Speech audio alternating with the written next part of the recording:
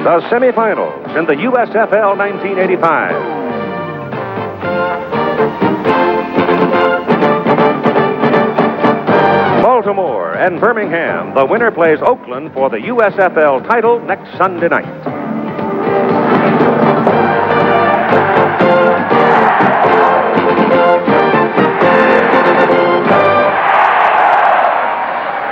We're at Legion Field in Birmingham, Alabama for this second semifinal game in the USFL playoffs. The weather is relatively mild, all things considered. Obviously a little warmer down on the field because of the artificial surface.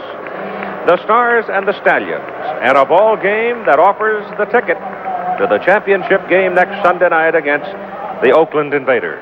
The United States Football League, an exclusive presentation of ABC Sports. Today's game brought to you by exceptionally smooth Michelob, the beer of choice for people who are moving up. Where you're going, it's Michelob. By Dodge, maker of Ram Tough Dodge trucks. At Dodge, we don't just talk tough, we prove it. By Kellogg's Corn Flakes, those crispy, crunchy, golden flakes of corn, a wholesome and delicious way for everyone in your family to start their day. And by Head & Shoulders, the self-balancing formula puts dandruff protection on your scalp, conditioners on your hair. Dandruff care that's good for your hair. In the first semifinal game played yesterday at the Liberty Bowl in Memphis, the Oakland Invaders, the Western Conference champions, beat the Memphis Showboats 28-19. It was an impressive win for the Invaders at Memphis, and they're back home now waiting to see which team will qualify for the title game here. This is a matchup of the two best defenses in the USFL. The two previous games clearly reflect the quality of the defense on both sides. Look at that, 7-3 and 14-7. Those are unheard of scores these days in professional football. And here's why. The Baltimore Stars allowed the fewest points per game overall during the season, whereas Birmingham allowed the smallest amount of yardage to the opposition. And they're both impressive numbers as far as I'm concerned. In this ball game, I think, Lynn Swan, you don't talk about defense.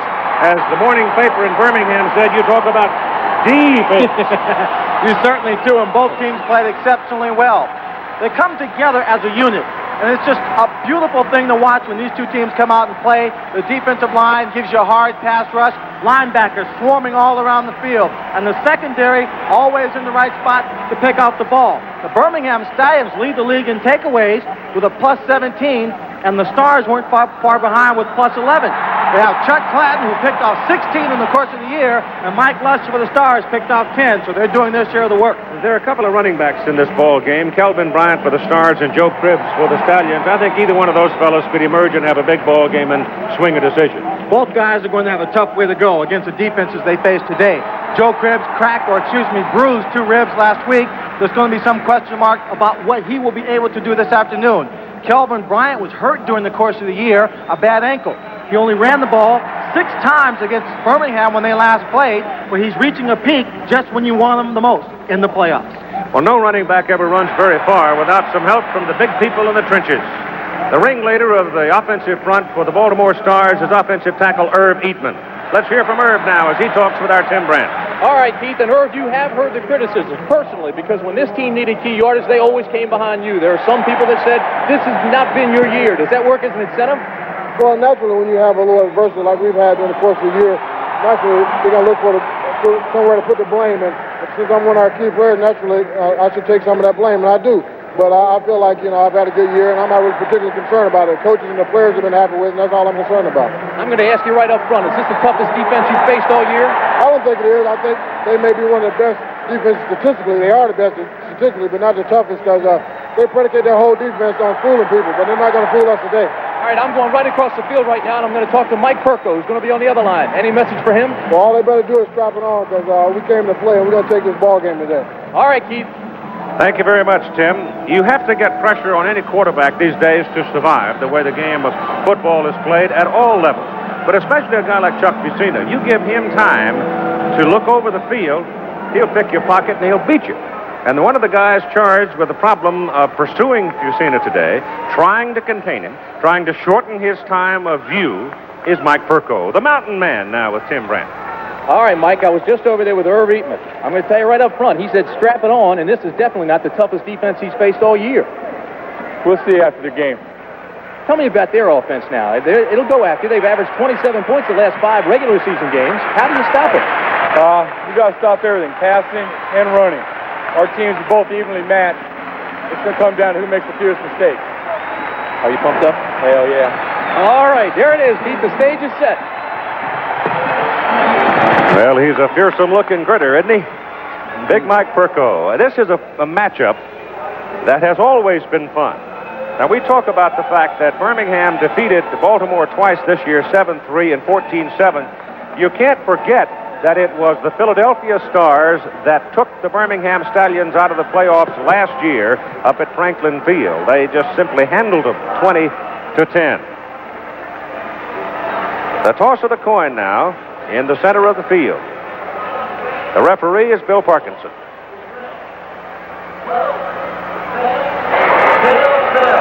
He'll call the toss. He calls tails. He calls tails. Tails. It's a head. It's a head. Birmingham wins the toss. What do we see?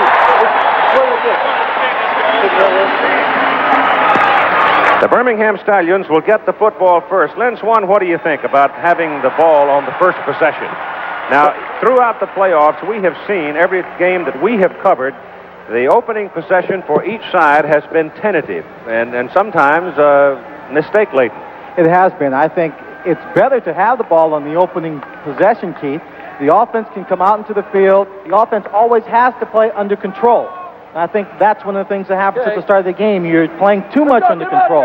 So why not have the offense out there taking their time, filling out the opposition, and then trying to get the momentum built up. The defense can go out there and just play open and loose, let all that aggressiveness out into the ball game, and really pin a team back if they can get the jump on them. Let's go. Quickly, the officials for the ball game: Bill Parkinson, referee; Tom Myers, umpire; Dale Newhouse, head linesman; line judge is Lawrence Hill; back judge is Dick Icorst; Don Gassaway, the side judge; and the field judge is Wesley Ward. The Baltimore Stars will be wearing the red shirts, and the Birmingham Stallions wearing the white shirts, home colors. Dave TROUT is the place kicker for the for the Baltimore Stars, and Birmingham's Danny Miller, of course, was the hero of the city throughout the course of the week after kicking 5 field goals last week. When they were warming up, Keith, before the game, he had a couple of warm-ups at 50 yards, and everybody was applauding him. Trout nailed it. He's pumped up. Ball goes deep to McFadden. Thad McFadden at the 15-20 and down at the 21 or 22-yard line. And this is the way that Birmingham opens the offensive afternoon for them. Cliff Stout at quarterback. Joe Cribbs and Joel Coles, the running back. Joey Jones and Jim Smith, the wide receivers. Darrell Mason, the tight end. Jim Smith probably we doubled most of the day. It's McKinley, Adelet, Battaglia, Saindon, Phoenix, the big people up front for the Stallions. And here we go with the first snap of the ball game. The winner goes to the title game. Ken Toller is in there at a wide spot now. Well, they open with 3 wides, and the ball is handed to Joe Cribbs.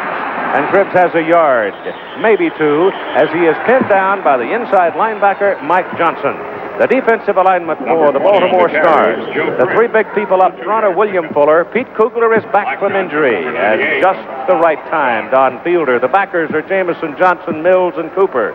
The secondary is a good one of Sutton and Lane at the corners with Gibson and Lush the safeties.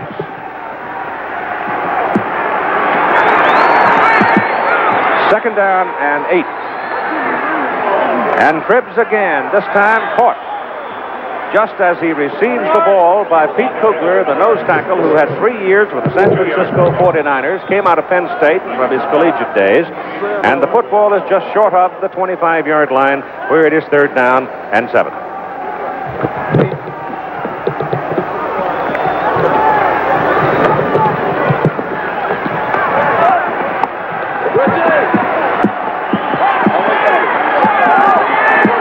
Could be the first pass of the afternoon by Cliff Stout.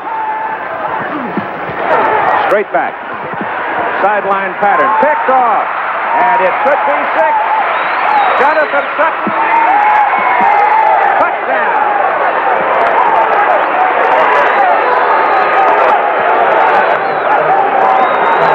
Stout did not look off anybody. He threw the ball to the first man he looked at, and Sutton was laying right there and just simply stepped in front of Smith, and away he went. Keith, and trying to figure out what was going to happen in this ball game, talking with our producer before the game, I had said that field position and the least number of turnovers would probably dictate who would win this ball game. Cliff Stout just backs up. He's looking for Toller. Sutton read him all the way. As you said, he did not look off. The receiver stared right at him. And a good cornerback, when he's playing a zone, reads the eyes of the quarterback and follows them directly to the ball. 36 yards on the interception and return for a touchdown. And Trout nails the extra point. The USFL second all-time leading scorer at 353 now has 354. And so bang bang at the start of the ball game. The Baltimore Stars, Jonathan Sutton takes it in for the TD on the interception and a 7-0 lead. It is a 7-0 Stars lead. And the offense is yet to come on the field as Trout gets ready to kick off. McFadden and Douglas are the deep people. One pass, one interception, one TD. That's the start of the game. And Trout again is high with it and long to the goal line for McFadden. And he's cut down as he gets to the 15-yard line. The special teams for the Baltimore Stars have been, since the very beginning, 3 years ago, very good. And as you can see the ball being placed at the 15-yard line, why special teams plays an important role. You don't have to return the kickoff, and you can bring it out to the 20. Good special teams can make a good hit, cause a fumble, pin you up inside that 20, and give your defense a chance to really stop the offense deep in their own territory. Now Stout has to shrug it off and start again. Pitch it outside to Cribbs. Cribbs cuts it back inside, gets 2 yards on the play. Don Fielder drifted out with the play. George Cooper was out there along with Dave Ofer. There wasn't any place for Cribbs to go. Cribbs, throughout the 1985 season, Keith, has not really been able to get to the outside to break any big run. His longest run of the regular season was only 28-yard lines. Anytime a linebacker or cornerback can come up and force him back to the inside, you have a higher chance of him being tackled for a short gain with all the pursuit coming from the inside out. At the beginning of this ball game, I'm reminded of the old Wallace Wade credo. Nobody ever wins a football game, somebody loses it. On second down, Stout looks down the middle. There is nobody. Now he's got Smith open and misses him. Ball was thrown a little high and in front of Smith. He had broken away from the linebacker trying to cover him down the middle, but then the crowd got bigger as Sutton, Gibson, Lush converged on him. Smitty coming across the middle of the field, coming open as Cliff Stout was trying to roll out. Jimmy looked like he really didn't go after that pass very hard, Keith. He went up in the air. He didn't go out for the pass. Well, he might have been expecting Antonio Gibson to lay one in his ribs about that time because Tony was close to it, and he's a big man. That's true, but you still go after the ball. True. It's 7-0. Stars lead on Sutton's interception return of 33 yards and Stout back to throw on third down. Fuller's out there pursuing. Fuller's got him. Mills came from the inside, but it was William Fuller, the big fella from North Carolina, who just stood him up, played him off, and took him down at the original line of scrimmage, and it's kicking time for Bob Parsons. So far, this game, early in the first period, all defense, and all of it, the Baltimore Stars. Lane had a 91-yarder that got him off and winging against New Jersey last Monday night. Parsons, a very high kick and a very good punt for Bob. Back at the 43 for Lane. And he is brought down just short of midfield at the 49-yard line by Ted Walton, a defensive back. So Bob Parsons punting well late in the season. A 44-yarder and a 6-yard return.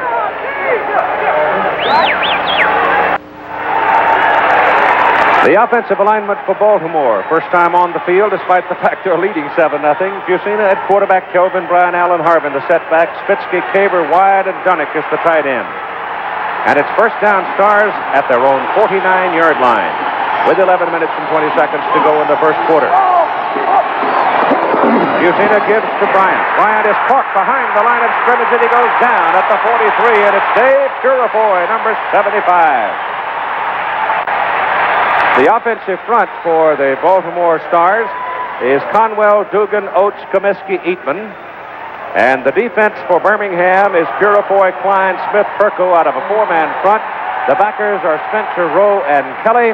And the secondary, Woodbury, Dumars, Clanton, and Evans. Loss on the play of 6 yards. It is 2nd down and 16. Yusina back to throw. No pressure, throws it underneath to Kelvin Bryant. And Bryant wheels and deals to the 35 and down to the 34. That is a typical pass by Chuck Yusina, the kind of pass he will try to throw all day long. He doesn't have the strongest arm in the world, so he goes for the high percentage passes, completing 61 of his passes on the regular season. Kelvin Bryant just swings out of the backfield. The ball only goes about 10 yards in the air. Then with some nifty running, he picks up the rest of the yards. And Willie Collier has come into the ball game for Baltimore, coming off of a broken collarbone. Yusina keeps the ball. He was looking to give it away, but he was looking for somebody to come through the hole on the left side, and nobody came, or maybe he didn't have control of it. Whatever, he kept it and got a little bit out of it.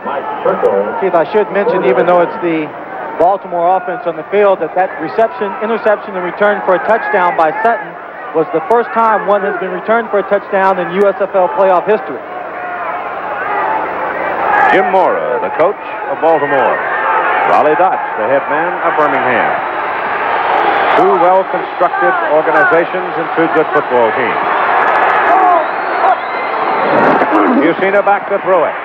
Going to the corner, Collier, touchdown. No, it is Victor Harrison. Victor Harrison, the defender, fell down.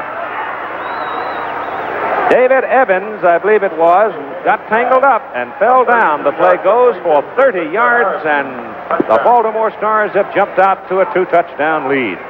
Well, it looked like David did not want to get called for pass interference, so he was pulling back as he was stumbling down. In that case, he should have just really jumped all over Victor Harrison, taken the interference call as opposed to giving up an easy touchdown. Victor Harrison was behind him. It was a very well-thrown pass. Had he stayed up, he would have had to have made a spectacular leap, Keith, to knock that ball down. Dave Trout knocks it through. Oh, David has added 2 more points to his career total. There's the young man that carried it in for the touchdown, Harrison. Only his 4th touchdown of the year. And here's another look at the play. Play-action pass, holding the linebackers, allowing Chuck Yusina more time to get the ball away. And the 2 quick touchdowns on the interception, and now here the long pass by Yusina to Harrison have come on the backs of mistakes and poor plays by the Birmingham Stallions. If they continue this play, it's going to be a rout. 9:17 to go in the first quarter, and it's 14-0 Stars. Jim Mora, who's bidding to put his Stars in the USFL title game for a 3rd successive year, lost the first time around 24-22 to Michigan. Won handily over Arizona the second time around. And leading right now in the first quarter, 14-0 over Birmingham. It's a very poor kick by David Trout. The ball is caught short up at the 21-yard line. He almost whiffed it. Victor Harrison scored the TD on the 30-yard pass. He's now with Tim Brent. All right, Keith, and the play happened right in front of me, and it looked like he tripped right on your heel. Could you feel him? Yes, I saw him when I came to the line. I knew it was man-to-man coverage. He was playing bump. He was about 2 yards from the line of scrimmage on me. I knew if I could get by him, the play was called from the sideline. I knew if Chuck laid up, I would have a chance to get under it. When I went by him, I saw the trip on his foot, and I thought I was going to go down. I maintained the balance, and I saw the ball in the air. I was going to let it go. All right, instead he went down, tripping on your foot. Cliff Stout rolls it out now on first down for Birmingham, keeps the ball and turns it upfield to about the 29. And he takes a lick from 96, Don Fielder. Cliff Stout is accustomed to carrying the ball. Regular season, he carried 80 times for 437 yards, a 5.5 average per carry and 5 touchdowns, and that was second on his team only to Joe Cribbs.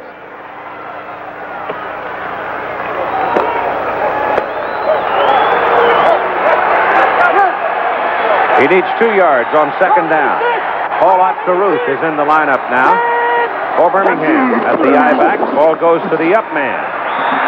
And that's Joel Coles, a 220-pounder out of Penn State, and Joel has the first down for the Stallions. So there is their first offensive success of the afternoon.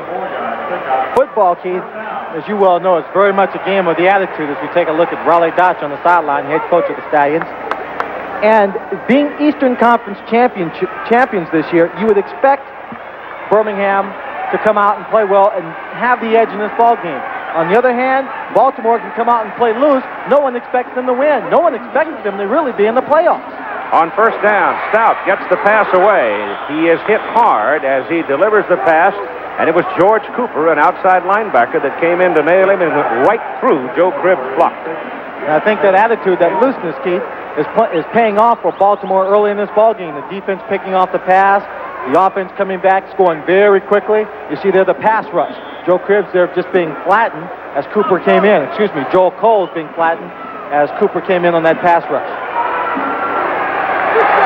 They send Joey Jones and Jim Smith to the bottom of the picture now. It is second down and 10. From the 33. A little better protection this time. Now Stout pulls it down, and he's surrounded by red shirts, and he'll get 1 yard on the play. So it'll be 3rd and 9. Sam Mills, number 54, number 91, Buddy Moore, making the stop. Cliff just didn't know where he wanted to run that time or whether he just wanted to stop and look downfield once again. Jim Smith, who led this team in receptions this season, 87 catches for a league-leading 20 touchdowns. It was double covered on that play, and you can expect to see Jimmy double covered in most key passing situations. 3rd and 9.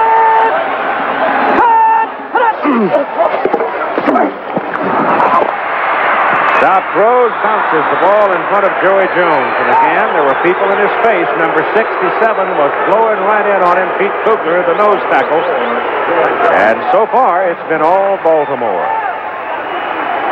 You're going to see Cliff Stout have to go to Joey Jones and Toller and to his tight end more, with Jim Smith getting lots of double coverage. The defensive secondary for Baltimore plays extremely well, and tough defense. They're not going to make a lot of mistakes. Another fine punt by Bob Parsons. Runs Garcia Lane out of bounds.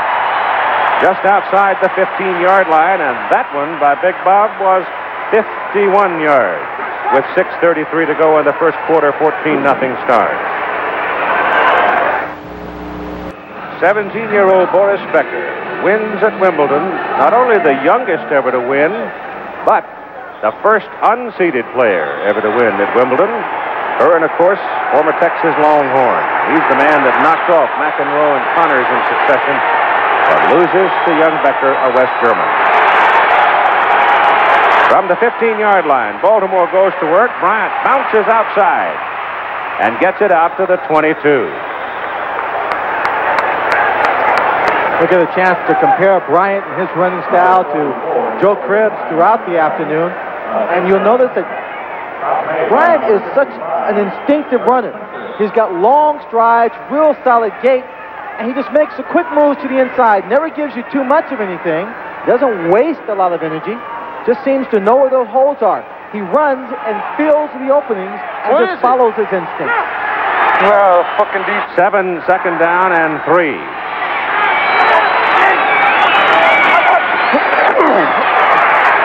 Yusina looks over the field and throws underneath for Alan Harvin, and Harvin doesn't hold on. It'll be 3rd down and 3.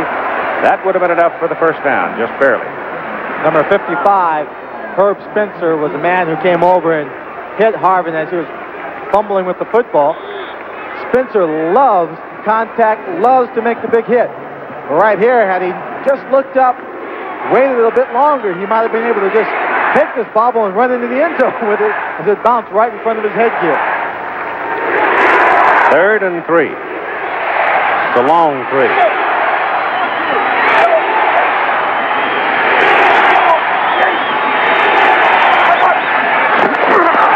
Throwing.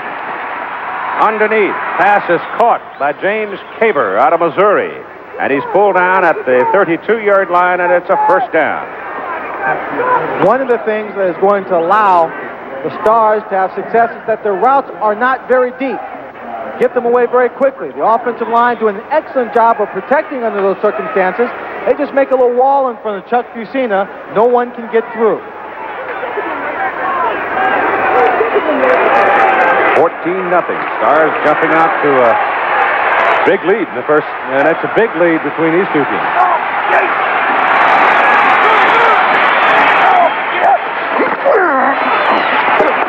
Running into the middle, Alan Harvin, 205-pounder out of Cincinnati, and he's got a couple of yards up near the 34. Once again, however, we see that Kelvin Bryant makes a couple of big plays. He's out of the lineup. He rests a play, and then he comes back. Now, Kelvin Bryant never seemed this year to ever be in top shape. He has been doing that consistently, game after game after game, so you have to question what his physical status is. Wide split in the backs now on 2nd down and 8. Bryant going out on the wing, has the ball. And he's short of the first down as he gets to the 39, where 3 Stallions bring him down. And we got a Baltimore man shaken up on the field. For Birmingham, number 52, Bill Lowe, on the stop. Looks like Ken Dunnett, the tight end out of Memphis State. So with 4:06, timeout for the injured man. First quarter of play, Stars 2-touchdown lead.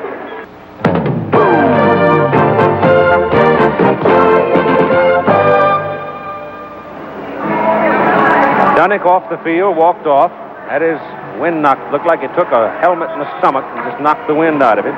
Big tough guy, he'll be back. Steve Folsom, who was the starting tight end for the Stars the first 2 seasons, is now in there. He lost the job to Dunnett, the starting job at least, when he was injured. And Folsom is only recently back. Fusina back to throw on 3rd down and 3. Goes high and deep and long. Too long. Pass intended for Willie Collier. And Willie's out there playing with a just recently healed collarbone. I talked to him before the game. He's got a pad on his feet. He says, I don't know how much I can play, but as soon as I get hit, I'll find out just how well I am. He's open on the play, but because of the blitz and Herb Spencer knocking Chuck Fusina down, he really had to unload quickly. Thus, he cannot throw it with a great deal of accuracy. Are you a little surprised the Baltimore receivers are getting that loose in the Birmingham secondary? Very surprised. Here's the punt by Sean Landetta.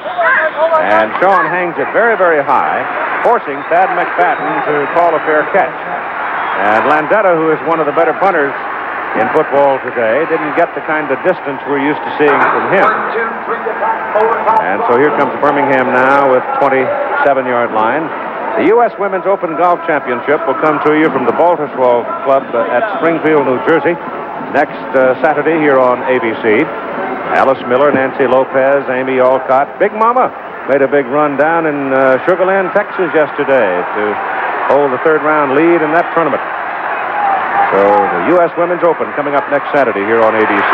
This is a swing pass to Joe Cribbs. And Joe gets it out to about the 31. That's a pickup of 4 yards.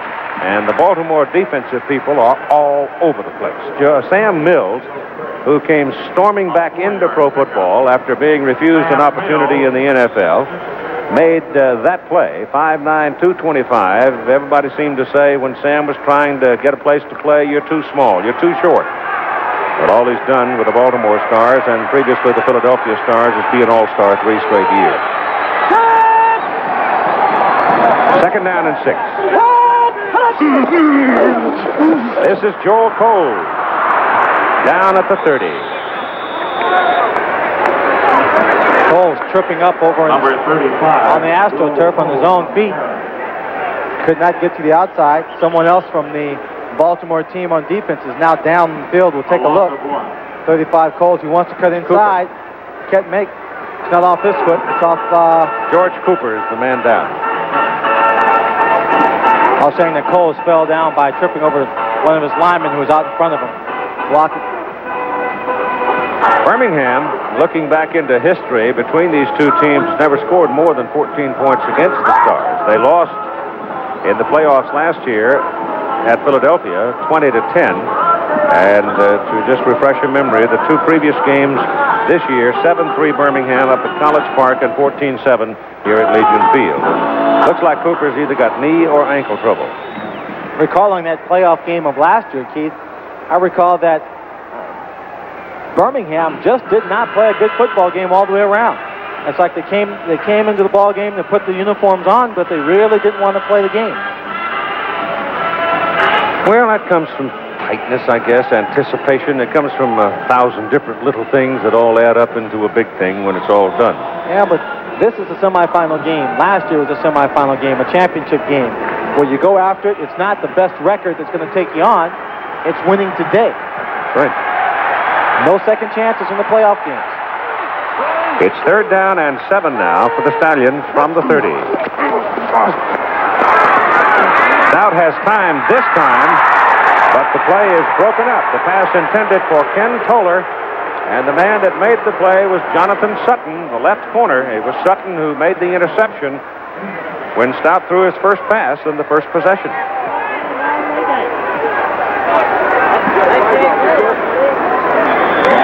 Parsons' third punt. Previous two were 44 and 51. Pressure this time. Still gets it out and gets a good punt out of it, and Garcia Lane can't get to it as it takes a Baltimore bounce back up the field. It's going to be up somewhere in the neighborhood of the 40. Now the ball will come back to the 40 where one of the Birmingham players touched it as it bounced back. 34, Jeff Rodenberg was the man who jumped on top of it. They put the ball at right on the 40, it looks like. Tyrell Biggs, trying to move along as an undefeated young heavyweight, goes against Eddie Richardson out of Atlantic City next week. That'll be paired up with the Firecracker 400. Well, I saw a story in the paper this morning that Richard Petty said he might drive until he was 64. I just don't want to be on the same highway. It figures Petty'd keep driving until he collects his Social Security. Right? Oh, Richard, he's a dandy. First down. The ball is at the 40, and Kelvin Bryant outside as a receiver. Instead, the ball is thrown underneath to Dunnick, the tight end, and Dunnick takes it over onto the Birmingham side of the field to the 41, and it begins to appear that Baltimore is able to move the ball almost at will. Baltimore coming out playing a very, well, not very wide open, but much more open a football game than I think we're accustomed to seeing from their offense. It is Chuck Clanton hurt on the play. That's the man that intercepted 16 passes for the Birmingham defense during the course of a season. He's a wild man in the secondary, the free safety who plays center field and just goes flying all over the ballpark. And that time, he took a lick and hasn't gotten up yet. Fusina has completed 5 passes so far to 4 different receivers. He has to be able to spread the ball out. He's reading the defensive coverages, Keith, and he is only taking what the defense is going to give him. He doesn't throw into double coverage very often. He looks for what the defense will give you, the single coverage on the receiver. He doesn't always try and take the big chunk. He goes after the high percentage passes, and that's why Chuck Fusina is always on a winning football team. He may not be able to take the game apart by throwing passes 50 and 60 yards downfield all the time, but he doesn't hurt you. He doesn't make the mistakes that can cost you a football game. Clanton gets up, runs off, and here comes Kelvin Bryant on a sweep. And he's going to have a first down for the Stars inside the Birmingham 30-yard line. Well, right at the 30 is where they put him down. This is that Eatman-Comiskey bunch on the right side. Now they get out in front of you, and that's a lot of blocking power there. And you see how they're just throwing people back, pushing him downfield. And Kelvin Bryant just weaves in and out between the melee. Somewhat of a homecoming for Irv Eatman. Back in 1961 on January 1st, he was born here in Birmingham, Alabama.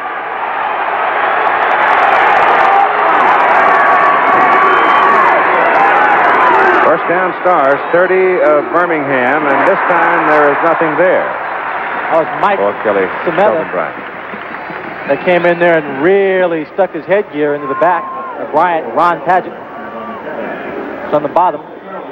holding him down. Time about gone in the first quarter of play. We're at 20 seconds to go. Quite a mild day for the game. Oakland defeated Memphis 28-19 yesterday to become one of the championship contenders. The winner of this one will be on their way to Giant Stadium in the Meadowlands for next Sunday night's game, which you'll see on ABC at 8 o'clock Eastern Time. The first quarter is over. So after 15 minutes, it's a 14-point lead for the Baltimore Stars, and frankly, that is surprising. The first quarter stats are certainly as definitive as the score, aren't they? They certainly are. That minus 2 yards for Birmingham comes on a 4-yard completion and a minus 6-yard sack.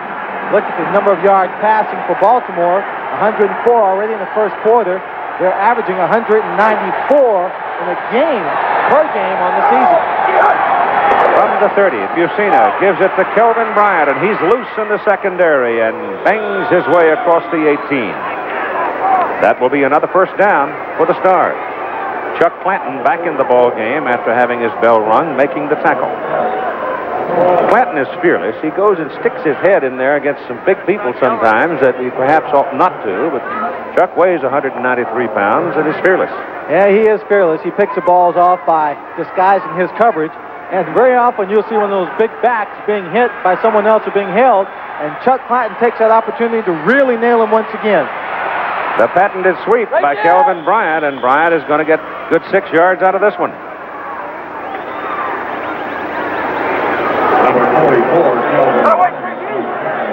Right now, the Stars are just blowing them off the ball. The Stars are a team with a lot of character and a lot of pride, and I think one of their motivating forces to come back and make it to the playoffs and be here in the semifinal game is the fact that people had them written off early in the season. I certainly did. I thought they were playing very poorly, but there would be no way they'd make it to the playoff game. Matter of fact, I picked them to lose against New Jersey, and several of the players reminded me before the game that I was wrong. Second down and 4. Bucina throwing. Gets his pass off. The pass is incomplete. Dunnick had one hand on it, and then David Dumars banged into him, and the ball fell away. And they got Bucina down that time. It was not a hard lick, but at least they got him down for the first time. And you like to get Chuck thinking about the pressure, feeling the pressure every time he throws the ball. He is not going to lose his poise, however, easily or very quickly. We've seen him in ball games where the team has gotten down. There's Cliff Stout on the sideline waiting for an opportunity to get back in and get things turned around for Birmingham. But Bucina has been down before and fought back, so has Cliff Stout. So I don't think we're in a situation where either one of them is going to panic or get frustrated.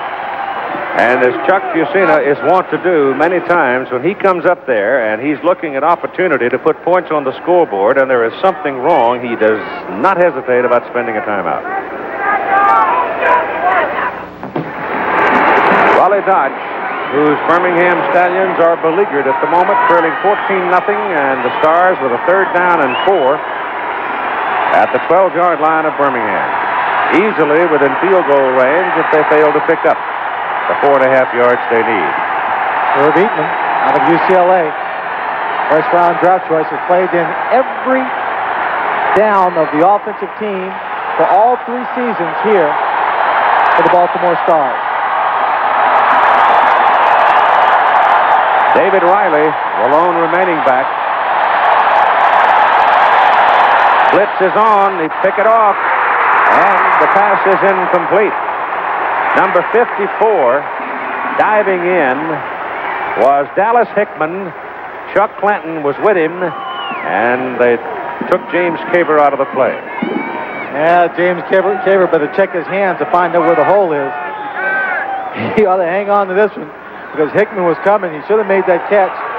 He and Clanton just unloaded. That went right by the umpire's ear. That might have also had something to do with his vision. In is David TROUT. University of Pittsburgh, played for the Pittsburgh Steelers. 29-yard try. Tim Reardon will hold it. Joe Happy snaps it, and TROUT nails it, but slides it right. It did not hook back for him. He missed the field goal last week at New Jersey, and now he has missed the field goal try of only 29 yards early in the second quarter. So, for a change, the Birmingham Stallions can take a deep breath and send the offense onto the field. Well, the Stallion defense held them out of the end zone, and TROUT missed the field goal try from 29 yards, and now the offense is out there at the 20 with 13 minutes and 25 seconds to go in the first half, trailing 14-0.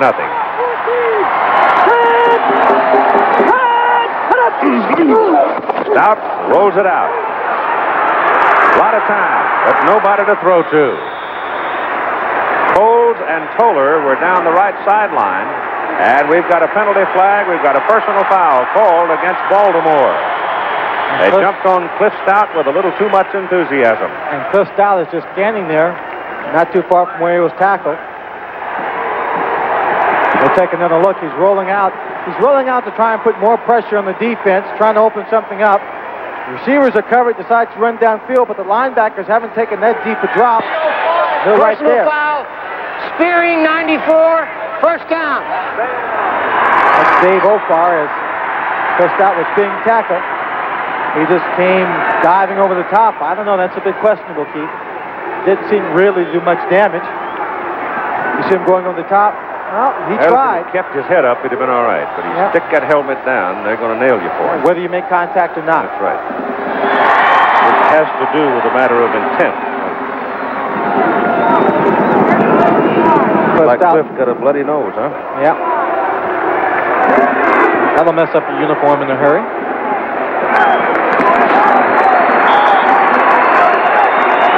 On a day like today, a bloody nose may seem like something very small and not serious, but you clog up those nasal passages, and it becomes very difficult to breathe. And he has to yell. First down up at the 40.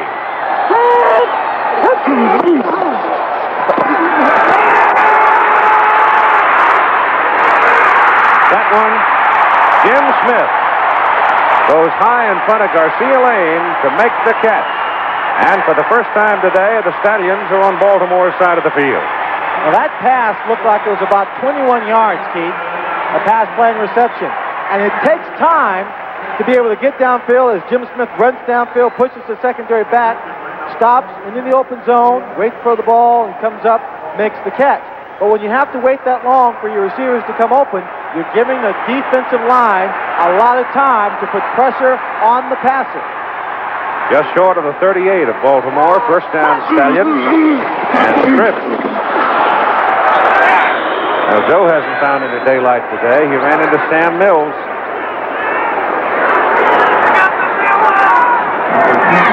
Give him 2 on the play, make it second down and 8. Joe has carried the ball 4 times in the ball game, and each time he has gained 2 yards. Tough defense. Baltimore Stars. Pete Kugler being back, holding down the middle. It's a big influence on this team. Number 67. Ball out Garuth now, replaces Cripps. Go. 36! Stop throwing. Has Smith open. Oh, did he take a wallop from 27, Mike Lush, but he holds on to the ball. And gets up. There is no holiday coming across the middle of anybody's football field. Mike Lush has made a living at the safety position, dropping back in the middle, reading the passer, coming in, making the big plays on the receivers coming across. He's beating Sutton across the middle here, but Lush just waits for him and unloads. But that's the second catch for Jim Smith for 42 yards. Ball is just inside the 17 of Baltimore. And stop throwing again. Blitz. Pressure's on, gets it off, dumped it. And a penalty flag. We may get another call against Mike Johnson and or George Jameson for roughing Stout. Well, Stout is down on the field, slow to get up. And the referee whipped that rag out of his pocket in a hurry when 2 of them hit him. Intentional grounding. No, it's all grounding. Lost it down. Second down. I thought again they put Stout down with unusual vigor, and the call might go that way, but it's not. They call him for dumping it. They call him for dumping it. Let's see if there's anybody in the area. You see the pressure right here. He gets the ball away. He looks like he's dumping off, but Joe Cribbs, I think that was, who was lying down on the ground, was in the area. It wasn't Cribbs, because he's out getting his helmet fixed. Must have been Coles. Coles? Yeah. Bad break. Last week's game. I saw Jameson jump up and start bouncing up and down, and Darryl Mason. Nope, 35 Joel Coles. It's a 20-yard penalty. And back goes Stout to throw. Throws underneath to Joey Jones, and he's wrapped up at about the 32, 33-yard line. I've seen Joey Jones do what he just did there, Keith, a lot. He'll make the catch, turn around, he'll see a lot of people around him. He'll give ground, trying to use his speed to get away, and he'll end up losing maybe a yard or 2 yards on the play. You can make that move every once in a while, but you can't live by it. They need about 25 yards on third down. Joe Cribbs back in the ball game. So far, his ribs seem to be holding up.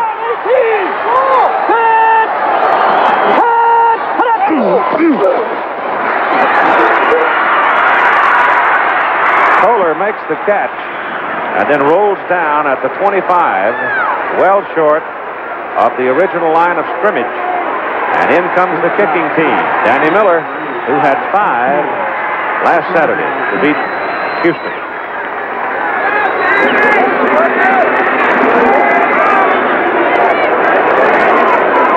Miller has been deadly in postseason play during his career. He's 11 out of 11 in field goals.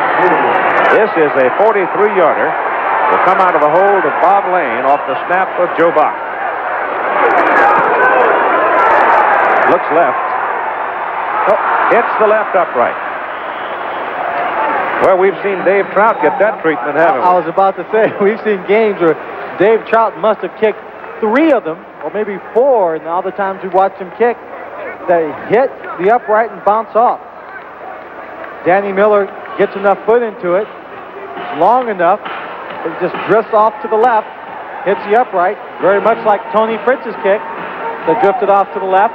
The final seconds of the ball game that lost it for Houston. 8:33 to go in the first half of play. So Danny Miller has his string broken in playoff play in his career. From 43 yards, hitting the upright. And the ball goes over to the Stars at their own 25.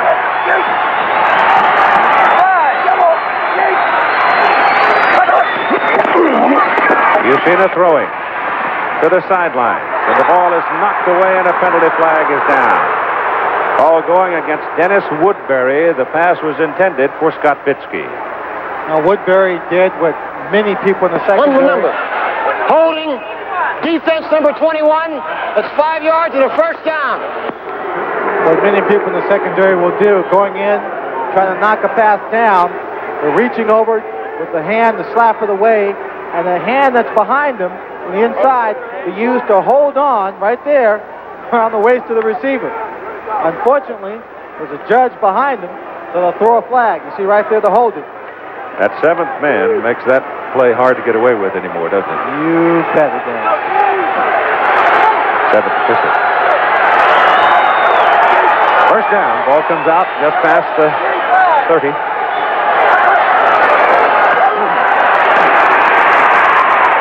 Look out. Bryant's there. And it's touchdown Stars.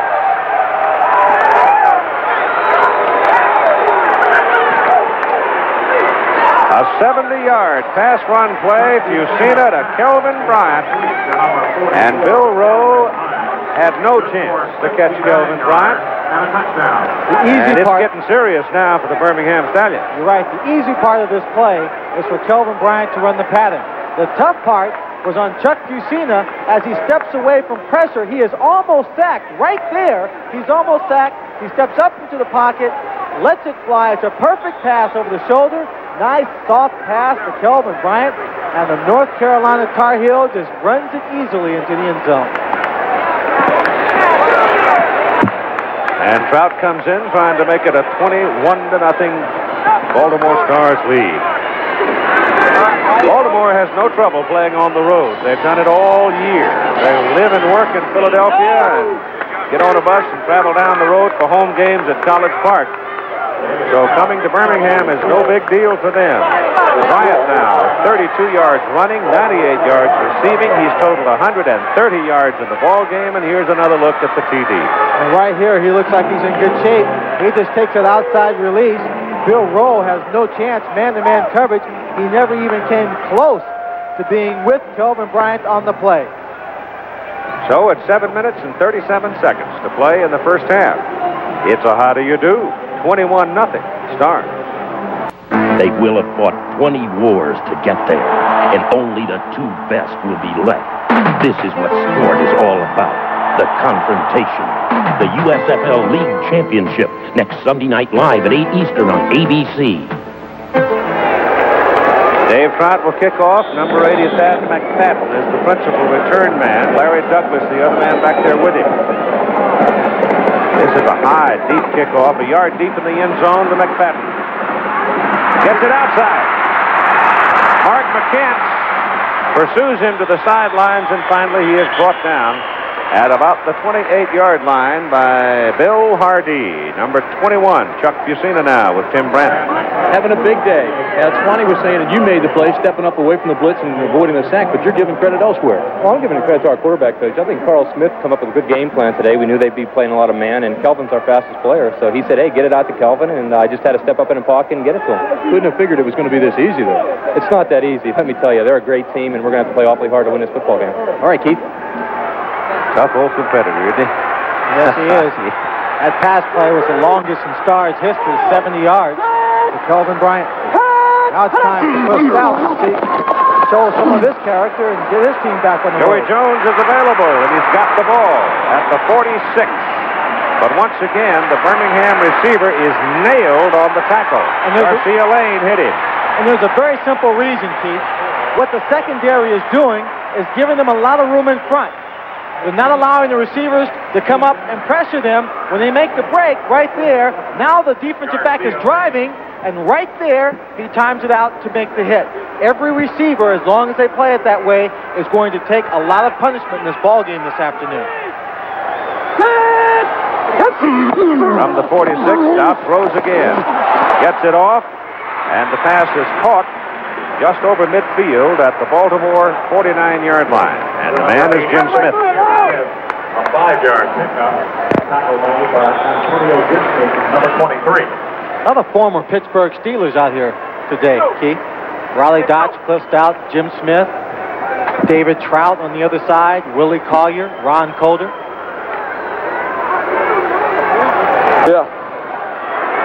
6:10 to go in the first half. Baltimore dominated. Second down and about 5. Stout lobs it to Joe Cribbs. And Cribbs puts his head down and into Scott Werner, a nickelback out of the University of Georgia. And he's got another Birmingham first down at the Baltimore 32. Joe Cribbs. Warner was a starter into the acquisition of Jonathan Sutton. Sutton came on to be a starter at cornerback, and they moved Antonio Gibson inside. But he comes into those passing situations. Joe Cribbs not afraid to take anybody on. Drops his head, stays low. Gives Scott Warner a little shot.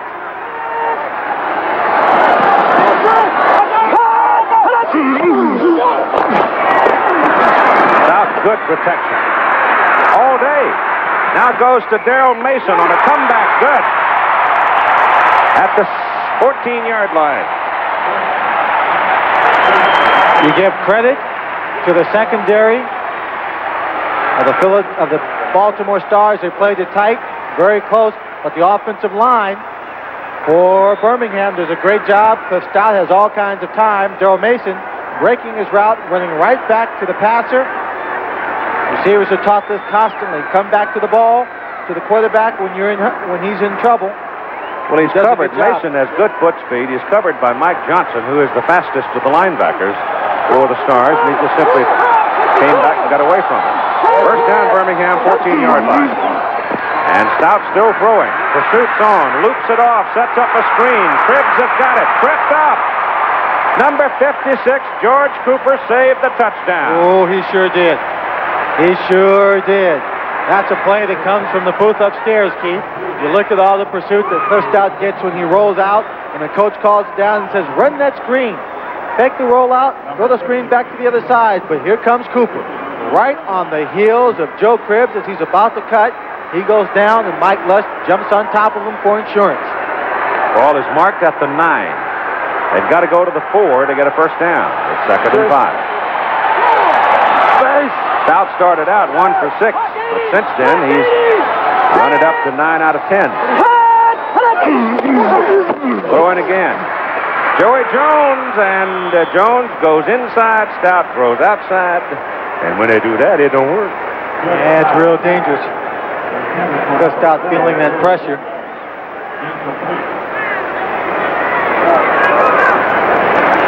That one is picked off by the corner, Keith. He might be on his way to the touchdown unless he faints. Yeah, it's a touchdown, and after that, it's just a marathon because he could keep running, and nobody's going to catch up to him. They're going to call a timeout here. Birmingham is stopping the clock at 4 minutes and 20 seconds to go in the first half. There's some confusion apparently as to what kind of a play they wanted. Raleigh Dodge indicating to Joey Jones, who is coming off the field, that he wanted something different. So they will talk about it. And the Stallions now will have one timeout remaining, I believe. ABC's Monday Night Baseball, the New York Mets and the Cincinnati Reds. Mets starting to turn things around a little bit. And, of course, Pete Rose is still chasing Ty Cobb's record. Cincinnati has cooled off some after a very vigorous run back in the month of June. Some of you in the country will be seeing the Milwaukee Brewers against the California Angels. The Angels, the leaders in the west of the American League.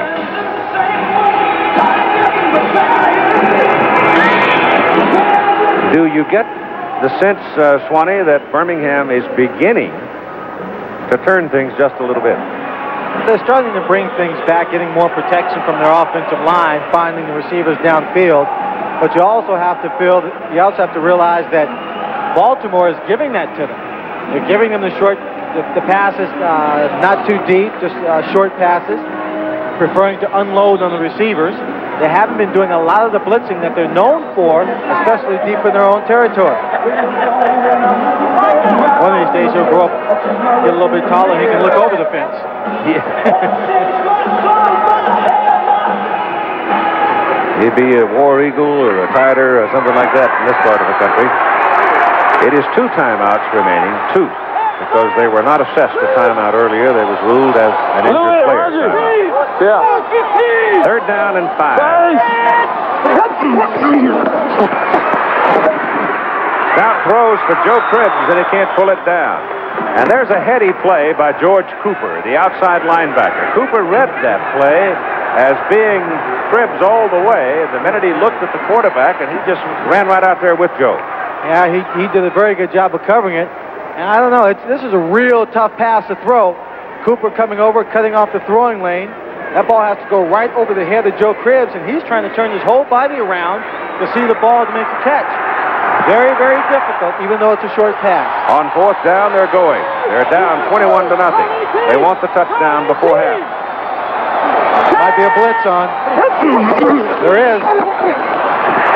He gets it away for Jones, who lays out and can't reach it, and Stout is laid out by number 58, George Jameson. Kugler was coming up the middle, but it was Jameson that leveled him, and so the Stallions come away empty. They brought everybody. You see the shot from our end zone camera. You see Mills coming up the center, all the pressure. Kugler on the inside, pressure on the outside. Joey Jones is open. But because of the pressure, Cliff Stout cannot set his feet to throw the football. You see, he's constantly backing up. Never has a chance to slow down, to plant those feet, and throw using his legs. It's all arms. It's just a little bit too far for Joey Jones. And so the Stars take over at their own 9 with 4 minutes and 10 seconds to play in the first half. The winner goes to the title game Sunday night. in East Rutherford, New Jersey. Kelvin Bryant sliding along the line, looking for something to open up, and it doesn't. He gets a yard. Number 44, Kelvin Bryant on the carry. A 2-yard pickup. Oakland, Baltimore, as you said yesterday, if it works out that way, will be as close to a rematch as you could get from the original title game between Michigan and Philadelphia. Well, the Dodge not wanting to see that happen. Ain't over till it's over. That's right. Defense needs to come up with a big play, get his team back into this ball game. This is Alan Harvin. And Allen gets it up to about the 18 before he's taken down. Number 22, Alan Harvin on the carry. Number 56. It is important, Keith, for the Birmingham team to realize that they're behind by 21 points. They've got a long way to go to get back in this ball game, or to possibly get on top in this ball game. But Raleigh Dutch knows he can't panic. He can't afford to make too many drastic changes in his game plan at this point. He still has time to bring his team along carefully and back into this ball game, but they have to come up with a big play. On 3rd and a yard, they power it up the middle and get the first down. And a first down. Harvin, who is about 5'9", Allen just sort of disappears when he sticks his head in that bunch of big horses in front of him, and he's tough to handle over a 1 or a 2 yard span. Yeah, he's a small man in height, but when he hurt both his knees while playing at Cincinnati, and for a while was running around campus in a wheelchair or on crutches, both legs being bandaged up and in cast, to rehabilitate, he did a lot of weight work, got a lot stronger, and so at 5'9", he's 205 pounds. Fusina is walking away to the sidelines as we hit the 2-minute mark. 2 minutes to go in the first half of play. And right now, the Baltimore Stars are very much in control of things. 2-minute warning. Get ready, New York, for the first title game to come your way in 20 years. The championship of the USFL. Sunday, July 14th, the United States Football League will crown its champion beginning at 8 p.m. at the Meadowlands. This is your chance to see football at its best. Tickets are available at the Meadowlands box office and all Ticketron outlets. The preceding message was furnished by the United States Football League. Kelvin Bryant with a wet towel on his head, resting on the sidelines. I still question, as you do, just how physically sound he is. Well, you know, if they keep playing like this, you won't have to be in great shape to play the whole game. They've only run 21 plays, 10 passes, and 11 runs. Here comes Harvin up the middle. Alan Harvin, big run, and gets it out to the 37-yard line before he is finally dragged down. And right now, the Baltimore offensive front is whipping Birmingham's defensive people. They're taking it to him soundly.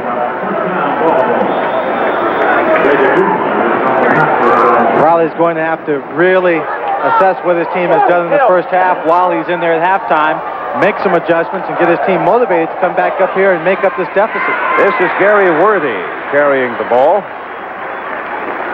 And Worthy doesn't get much out of it. Let's go to Tim Brent. Keith, the main problem down here for Kelvin has been the heat. Right now, he's extremely dizzy. He came off the field. They packed his wrists in ice. They put ice on his head. He's been fed a lot of liquids right now. He's putting his sweatbands back on. He says he feels better. He's going to try to get back in the ball game. But he felt dizzy, and it has been the heat. Well, this has been the pattern all year. Yes, it has been. I mean, the heat affects everyone. And when you know you're coming into a hot weather game, you load up on the sodium, potassium, make sure that when you start to perspire and sweat out there, you've got an ample supply of those minerals that you lose in those situations to keep you going. Birmingham, having spent the time out, and they have one remaining, we'll have some highlights from yesterday's Oakland-Memphis game, and we'll visit with Birmingham quarterback Cliff Stout. And we'll look back over some of the highlights. It's been all Baltimore so far. In a sense, the word Baltimore is a little misleading in this whole star situation because they live in Philadelphia. They play in College Park. And the support at College Park, frankly, has not been very good. No, it hasn't. Just tough, I think, for Baltimore fans to get excited not knowing if this team is really a Baltimore team or a Philadelphia team. They just don't feel like it's a home team. Bryant is back in the lineup now. And so, looked like, looked like Chuck might have had trouble handling it that time. Ron Padgett was there about the time the ball was there. And a 2-yard loss. Shooting through the gap there, but Tusina able to hang on to the ball. That brings up a big play situation now for the defense for Birmingham. 3rd down, a lot of yards to go to pick up a first. And you got a timeout call. This is called by the Stallions, so that will leave them with none.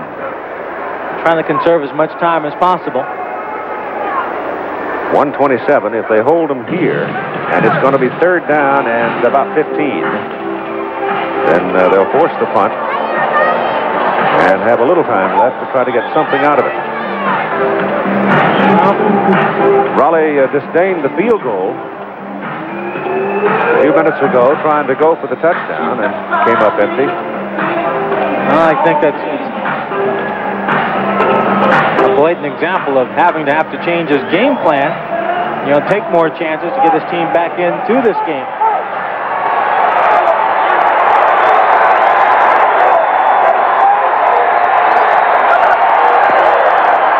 Bryant is slowed down behind the line of scrimmage, but gets away and runs the ball up across the 40. That was Bill Rowe, number 52, who had a chance to make the tackle back at the 30-yard line.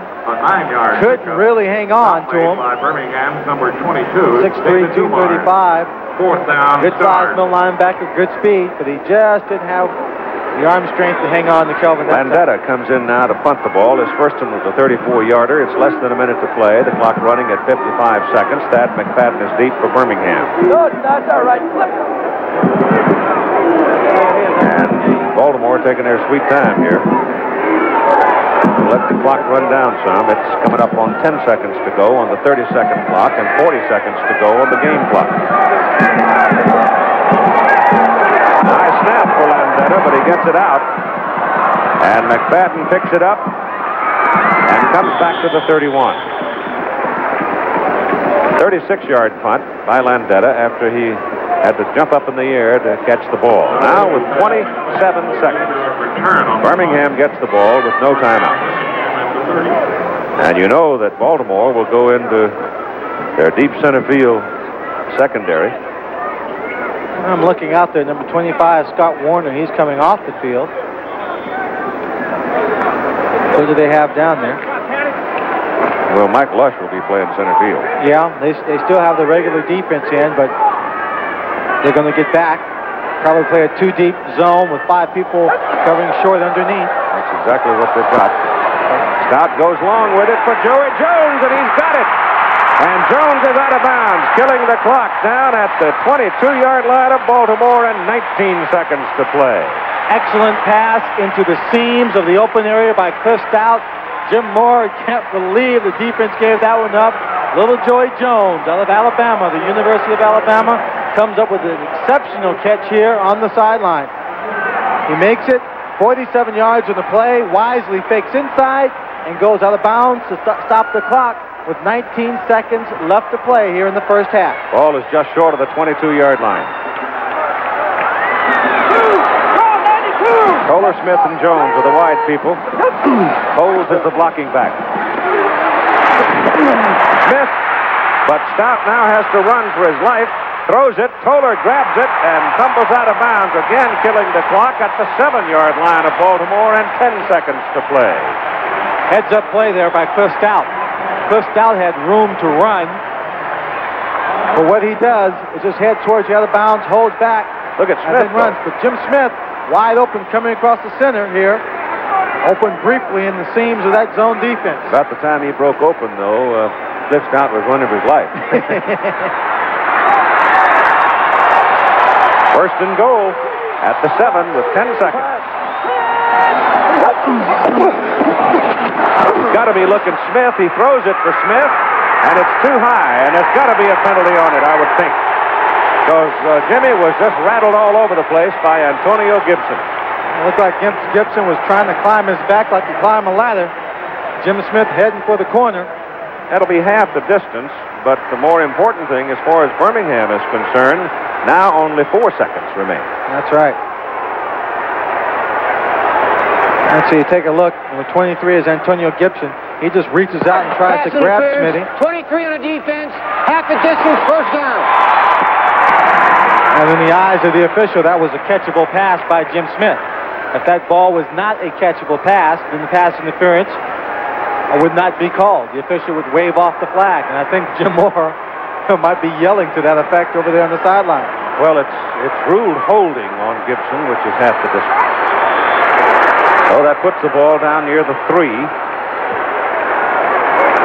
And that's one of the tough calls to make as an official. You have to try and decide whether or not that receiver can really get to that pass. And in Jim Smith's case, I think they give him the benefit of the doubt because of his talent. They got one play to score.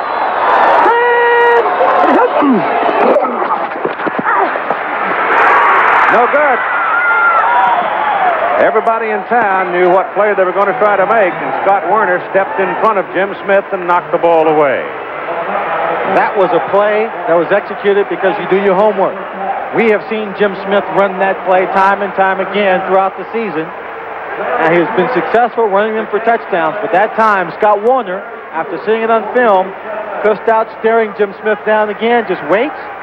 Smitty wasn't coming back to the ball there. He's waiting on the pass. Scott Werner takes advantage of it by cutting across and making the play.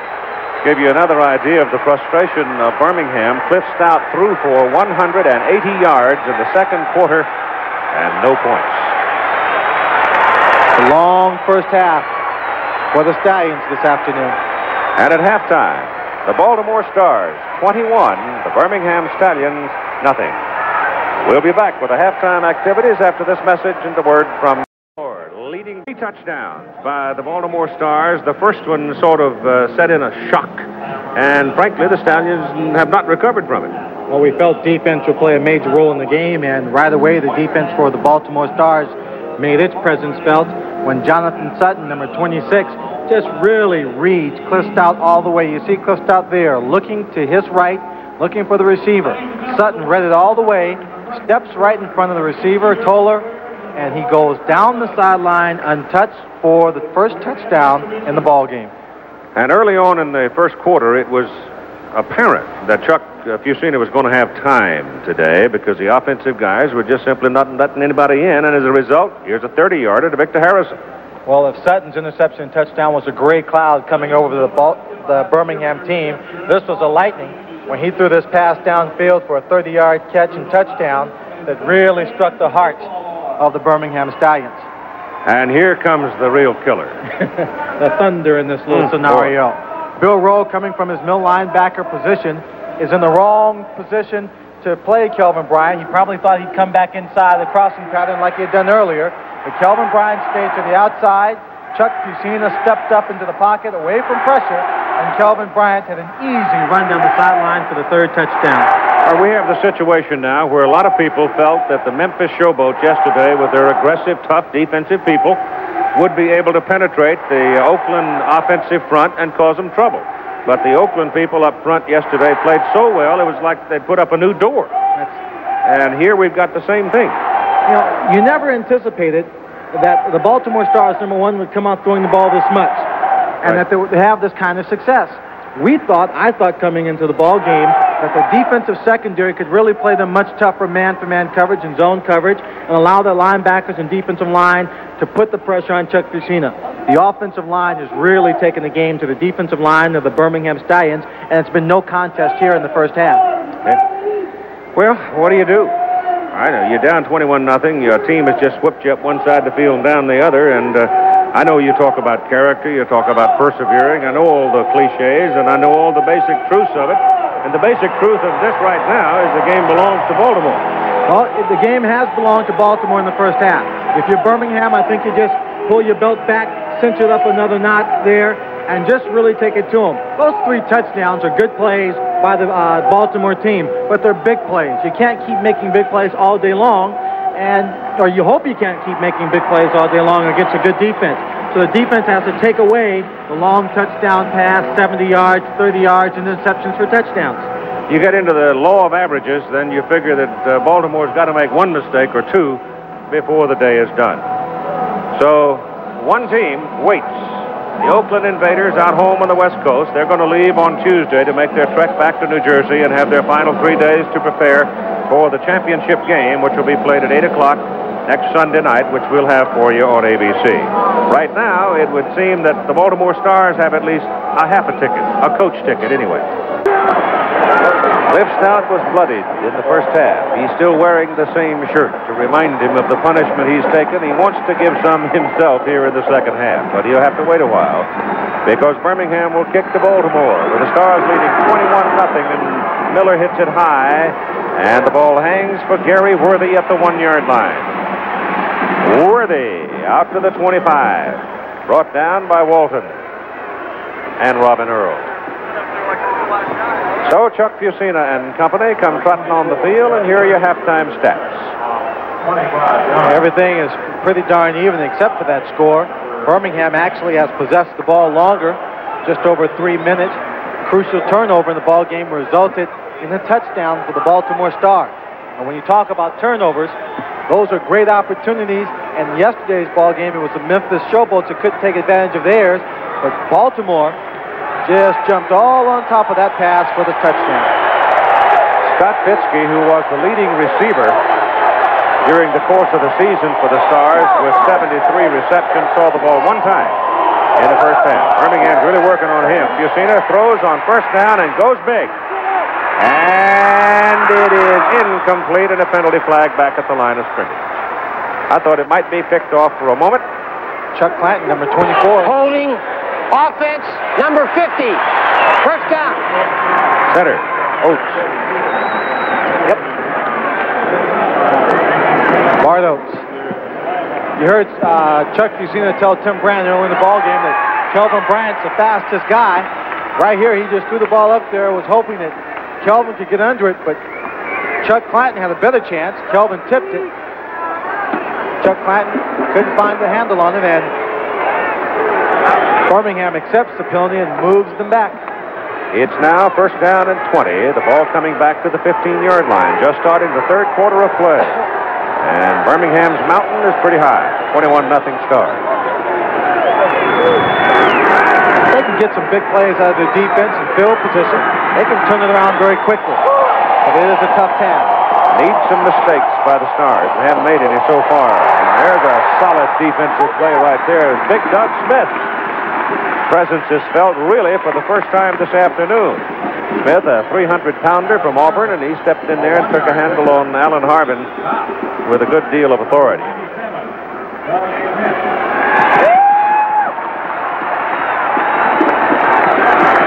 They now put in the nickelback alignment for the Birmingham defense. The ball is out near the 16. It is 3rd down and 19. Or, excuse me, 2nd down and 19. Jim Moore using his tight ends to shuttle plays in and out. 3 wide. Penalty flag. Run out of time. 5 more yards. On the offense. Still 2nd down.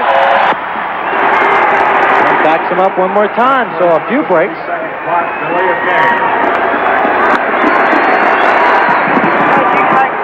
Here's a remarkable stat amongst the trivia. But the Stars have never scored in the 3rd quarter in a playoff game, and that's particularly astounding because I had to go back and look. I didn't believe it when I first saw it. That remarkable game with Chicago. Remember the first year when they were down so much and came back to win in overtime? Yes, they did. But it's true.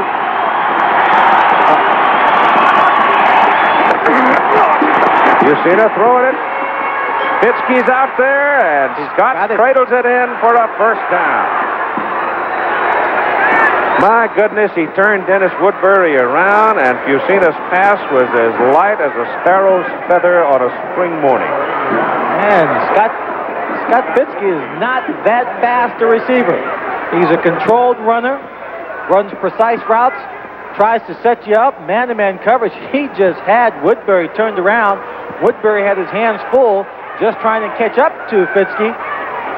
Right here, he never really does. Fitzke making the diving catch, staying in bounds. Another How one many of those championships have been won by people who couldn't run a 4.340?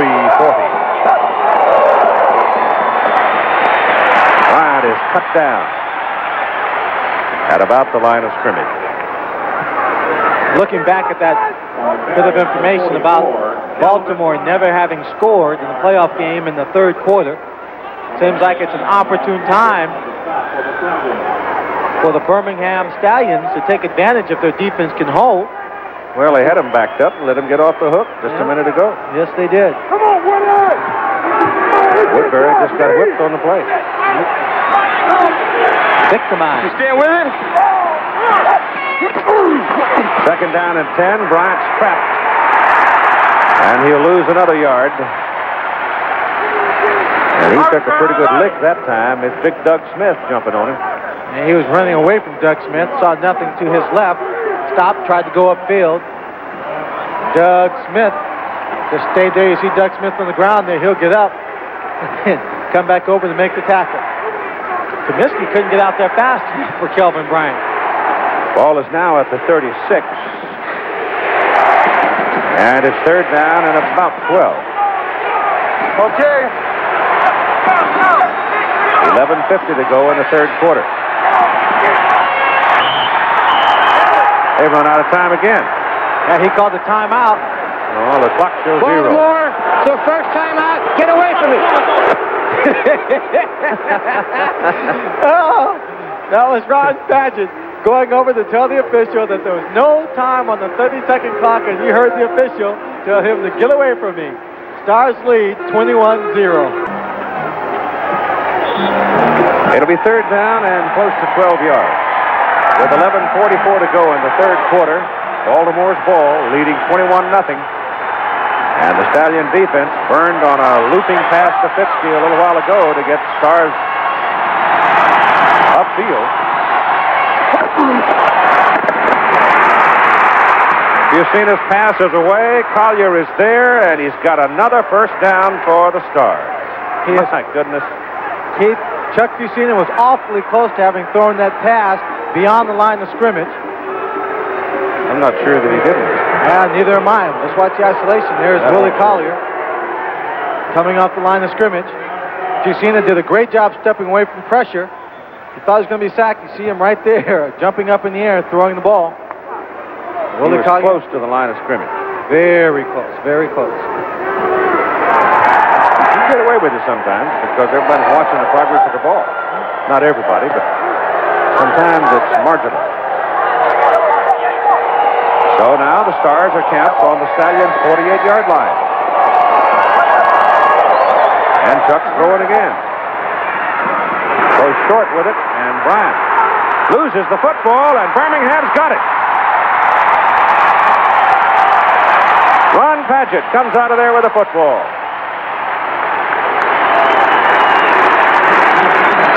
Ron Padgett coming up with the big play. We said that Birmingham needs to get back in this ball game in a hurry.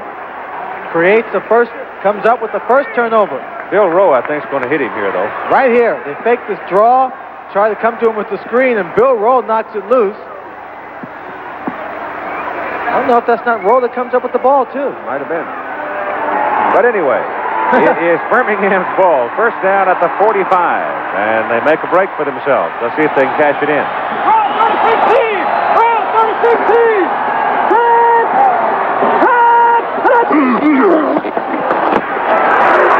Stout is throwing it for Joey Jones just as far as he can, and it is incomplete.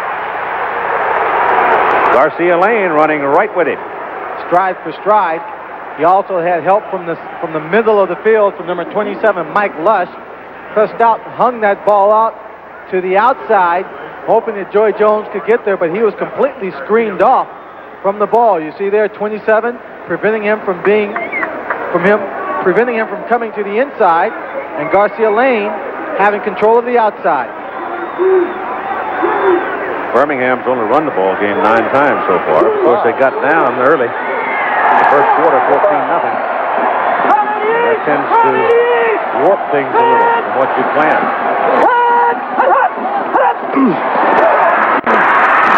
Here comes Joe Cribbs. And Joe runs into Sam Mills and stops up around the 48. Fans are booing here. They thought that the defensive line should have been called for being offsides on that play. But apparently, by the non-call of the officials, they got back on their side in time.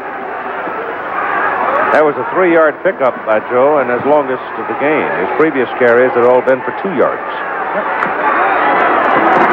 Third down, we talked about capitalizing on mistakes.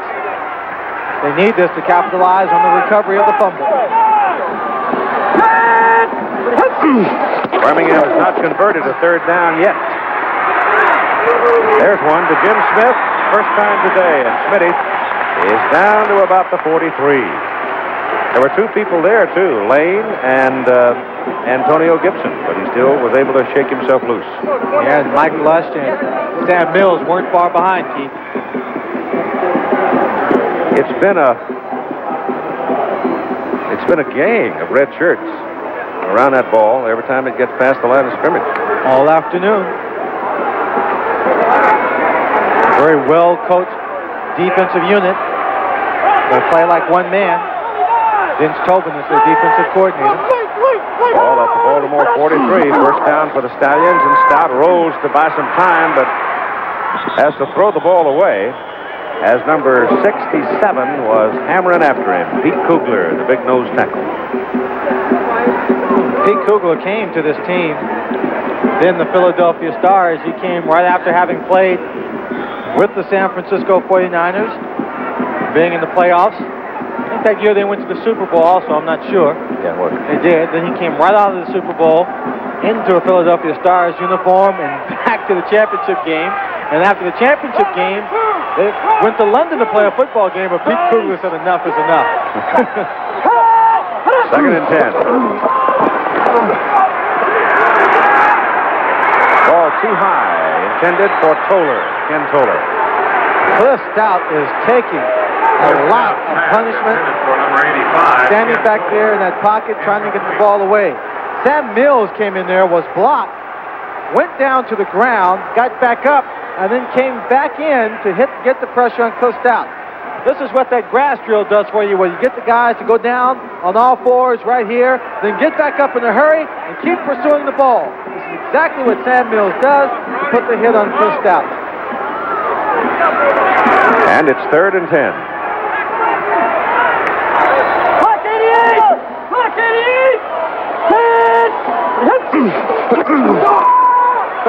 They give it to Joe Cribbs, and Cribbs is knocked down behind the line of scrimmage. Blowing in is Buddy Moore, playing at nose tackle in relief of Pete Kugler, 260-pounder out of Eastern Kentucky, and it's fourth down back on the 45. Well, they had them both in there that time, Pete Kugler and Buddy Moore, and Buddy Moore just made a great play. Cribbs had some blocking out in front of him, tried to use it and sprint to the outside, but again, we're seeing how fast some of these big people are. Moore is a designated pass rusher. He can really find his way through the traffic. Parsons in the front, fourth of the day. Obviously, he's going to try to knock this one deep and kill it deep.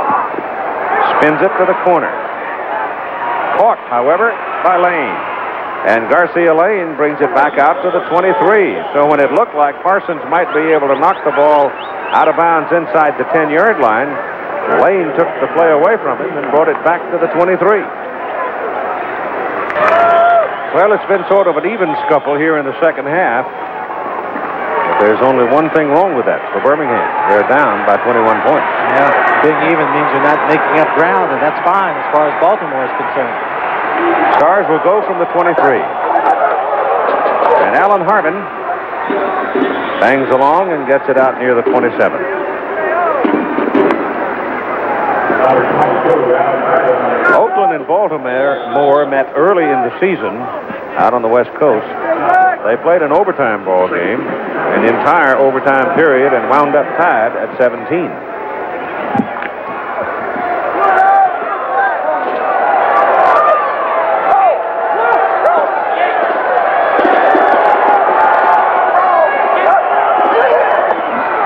This is Bryant. And Spencer gets a hold of him and brings him down at the 30, 3 yards short of the first down. We talk about Kelvin Bryant's instinctive running ability, how smooth he is. That time you get a chance to see just how strong he also is. Number 22, David Dumars, had him around the knees, the ankles. And Spencer came over to make contact with him. Yet he still took Spencer and Dumars on and drove for another 3 yards on the play. Kelvin has run for 45, caught passes for 102. His total production, 147. That's called impact.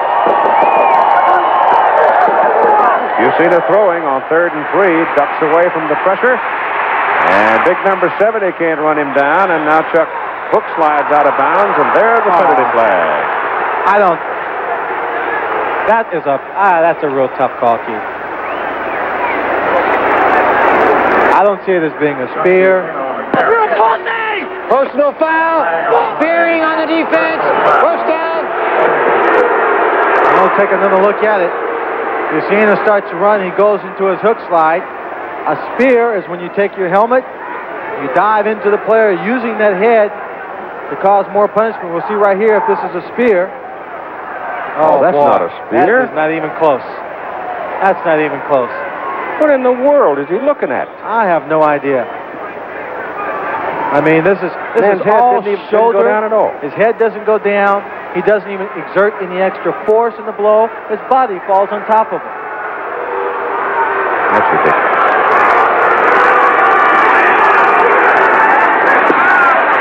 Alan Harvin spun around and hangs in and picks up a couple of yards. Now, tempers are going to start to flare. The Birmingham Stallions will be upset at the call.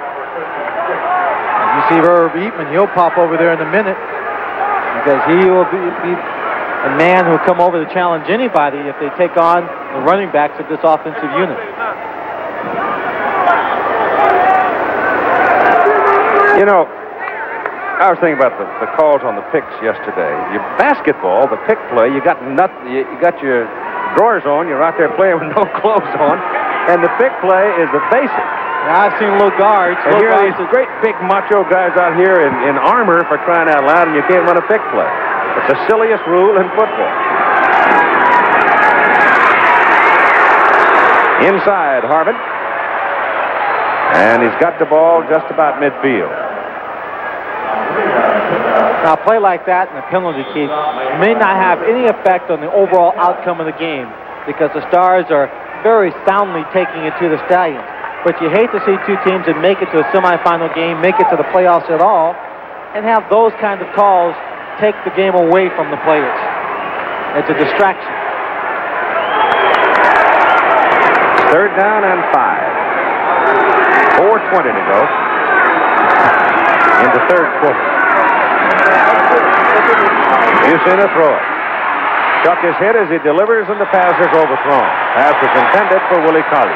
That's a good thing, too, because Dennis Woodbury, number 21, had fallen down on the play. Had Ucena been able to set and really take his time to get that ball away, we might have seen Willie Collier running down the field for a touchdown. Well, the Birmingham defense has come alive here in the 3rd quarter and have done their job. The offense is yet to be productive.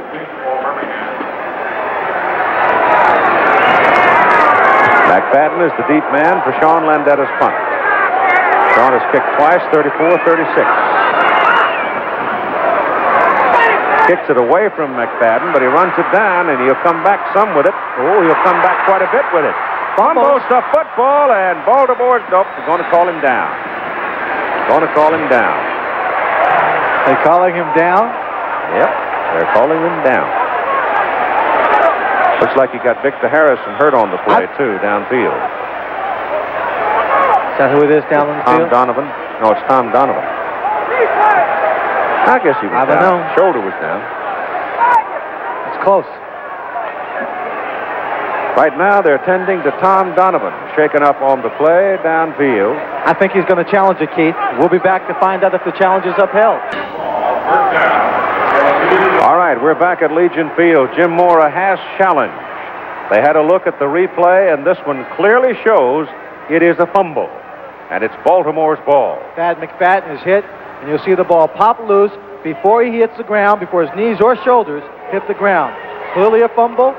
The challenge upheld. He does not lose his timeout, and indeed gains possession of the football. And Joe Happy, the center from Georgia, comes up with a recovery, and it is Baltimore ball at the 36 of Birmingham. It was clearly a fumble. From this side, you couldn't tell. From the other side, you could. Well, that's the second turnover in the ball game for Birmingham.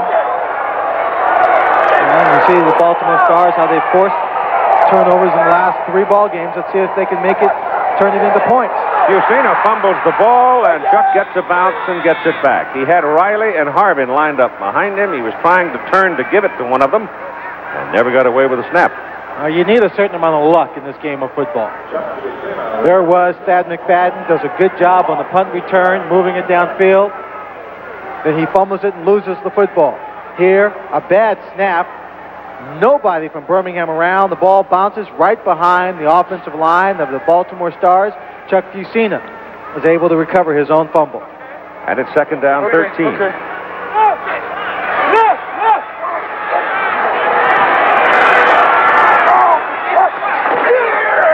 Harbin with it.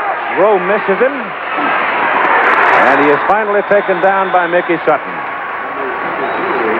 Mickey Sutton doing a good job. Bill Rowe was being blocked as he tried to extend his body out to tackle Harbin. Harbin got away from that one.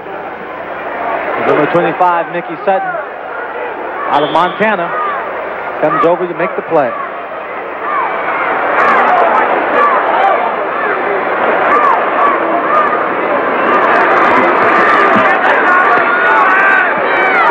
Ball is just about the 39 of Birmingham. Oh, shit. And they've got to go to where? They've got to go to the 26 for the first down. So they need 13.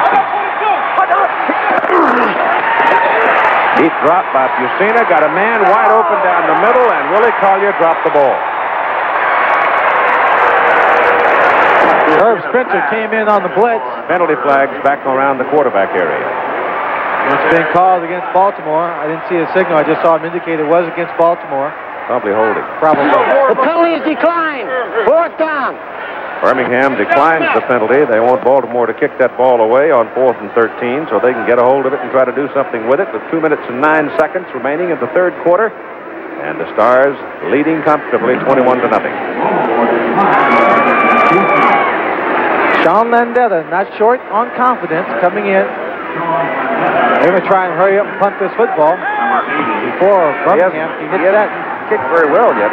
34, 36, 33. He probably knocked this one out of the county as it bounced. Oh, looky here. That goes in the end zone. He did not get a favorable bounce. Mark McCants was downfield trying to get a hold of it and couldn't get to it in time. That'll go as a 39-yard punt with 1 minute and 58 seconds to play in the third quarter. And it could be Baltimore still more. Crowd looking for shade on an 86-degree day in Birmingham's Legion Field, and the home folks hadn't had a whole lot to cheer about so far. Birmingham's ball, first down at the 20. And Stout comes up throwing. Jimmy Smith. And he's short of the first down as he is brought down around the 29. Guess what, Chief? What? There's 1 minute, 45 seconds in the third period and counting. That's strange. Not a single point scored in this period. Stars in all their playoff games have now not scored. Well, shortly will not have scored in the third quarter. More importantly, in this ball game, with that trend being set by the Stars, the Stallions couldn't take advantage of it. Nope. 2nd and 1, they go for the first down and get it with Joe Cribbs carrying. Ball marked at the 33.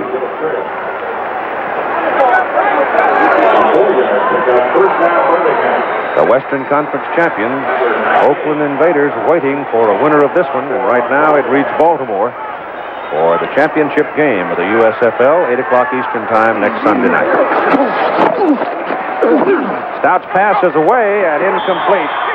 Jim Smith was being crowded all the way by George Cooper.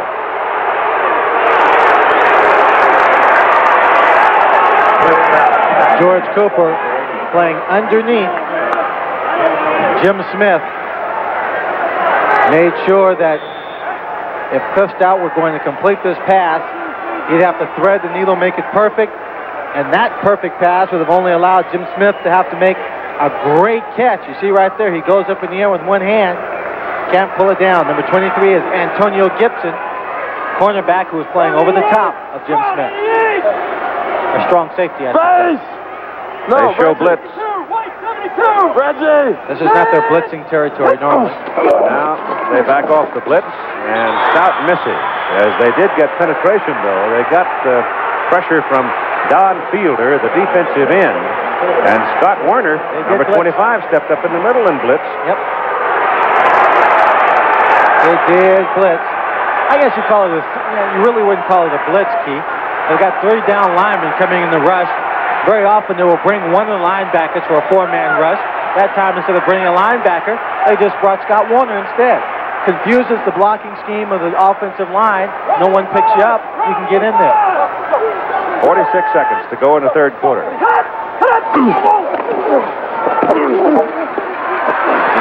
Stout has all day, but nobody to throw to. Now Smith works himself loose, but Jim is short of the first down. They've cut him down about a yard short. He's having a little trouble getting all the appendages to work and get up. Garcia Lane and Antonio Gibson jumped on him. While he was laying down there, Keith, you saw his hand go up. He was just waving to his guys on the other side that he was okay. We'll take another look. Stout, lots of time, has not found Smith yet. Smith giving him a sign, I'm open. But right here, Garcia Lane comes in, takes him low. Gibson tries to pop him high. He comes down on his rear end, and he's okay. Smith has now caught 6 for 74 yards. It's 4th down and 1, and the quarter is over. So, through 6 playoff games, the Baltimore Stars or the Philadelphia Stars have never scored a point. But they're in control at 21-0, and we'll be back for the final period after this message and a word from our local station. The USFL on ABC. Today's game being brought to you by Miller Beer. Purity you can see, quality you can taste. Miller, made the American way since 1855. And by Micotin. Give your athlete's foot the Micotin Cure. I would correct myself on that never having scored in the third quarter. You get bogged down in these little bitty things like that, but it's 7 games now, I guess. Well, enough of it. So a quarter's over. Final period. 4th down, yard and a half for the Birmingham Stallions. Cliff Stout throwing for it, gets it.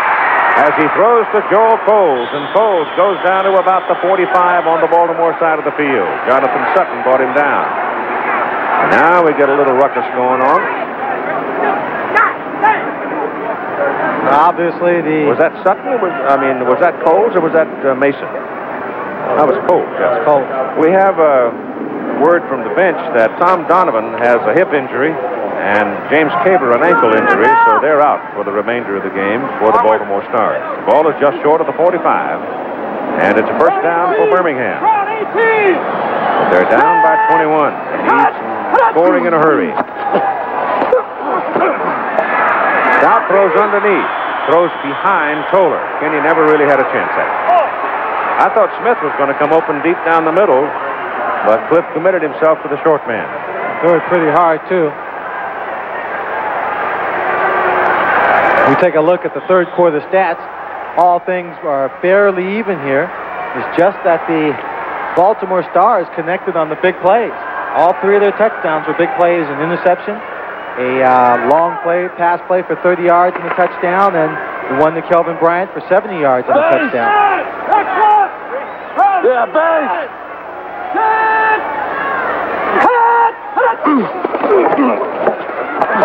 Pressure coming. Pass away.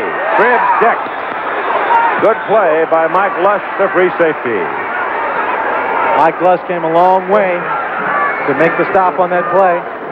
He's happy with himself.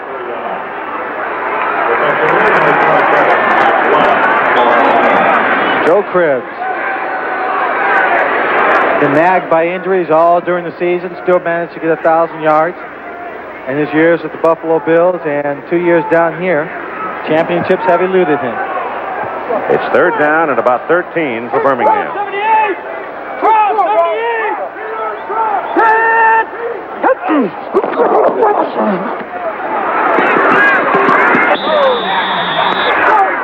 Smith can't hold on to it as he rolls over on the sidelines, and it brings up fourth down. Now they'll have to punt it. Yep. Birmingham relinquishing the ball now. Has run for 12 plays and passed 35 times. 35 passing plays because they have been behind all during this ball game. Parsons punt to Garcia Lane at the 13 and back to the 24. 13 minutes and 16 seconds to play in the football game. 35-yard punt, 11-yard return. The big one in women's golf. Next weekend, the U.S. Open. Alice Stacy is the defending champion. Alice always gets her act together for this one. Boy. Alice Miller's had a marvelous year. Nancy Lopez right there, Pat Bentley, Joanne Carter. ABC's Wide World of Sports will offer a heavyweight fight between Tyrell Biggs, undefeated, Eddie Richardson, 9-1, and the Firecracker, 400. And Keith Jackson will be there. Indoors where it's cool. Pitch to Kelvin Bryant. Look at this.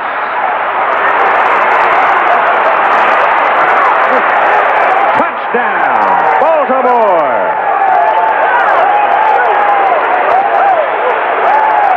Did you 76 yards for Kelvin Bryant. Did you hear it, Keith? That was the other shoe that just dropped. I do believe it. Well, the man that the Birmingham Stallions worried about has hit them with two huge plays today. One in the second quarter for 70 yards on a pass from Fusina. This time, Bryant picks his way brilliantly through the traffic and goes 76. Well, Herschel Walker could not even get 100 yards in this ball club. Kelvin Bryant comes jaunting through that line, turns it into a sprint, and rips off 76 yards on one impressive play. And again, he goes behind the right side, Eaton and Kaminsky to get the initial start. TROUT for the extra point. Got it. And so at 12 minutes and 43 seconds to go, it is now 28-0, the Stars.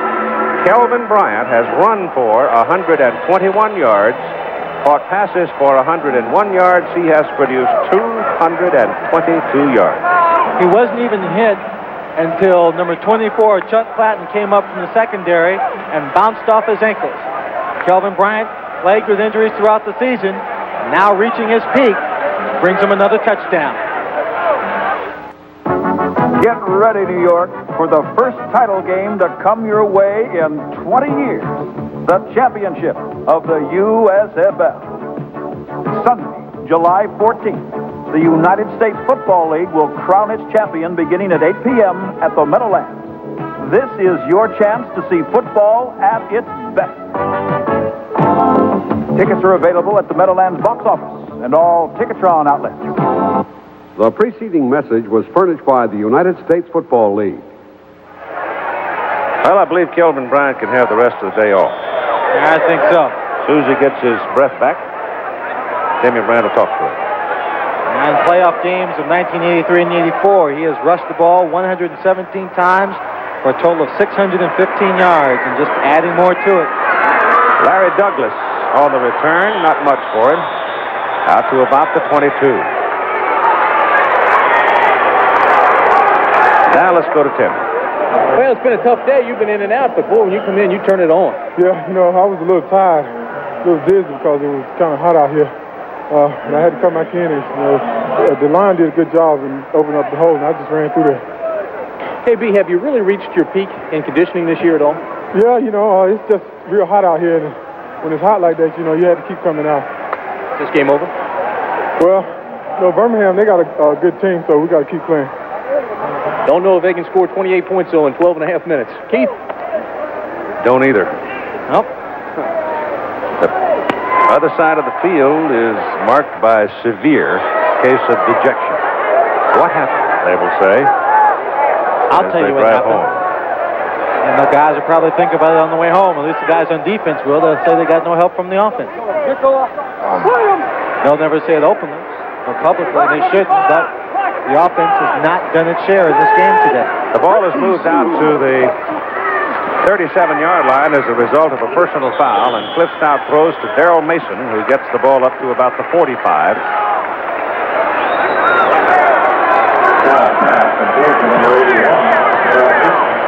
Baseball final scores.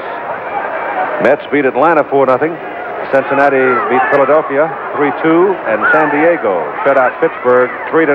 Lamar Hart winning that game for San Diego, now 11-4. He's won 9 in a row. Ken Toller with a grab, good for a first down for Birmingham, and he's got the ball at the Baltimore 48. American League, Cleveland has beaten the Chicago White Sox 10-3, and that's the only final in the American League. And young Becker, 17 years of age, out of West Germany, has won Wimbledon. First unseeded player to do it, and the youngest player ever to do it. Here's a pass to the sidelines, and a good catch. Fine reception by Ken Toller out of Mississippi. Ooh, that pass just came whistling by number 58, Greg Jameson.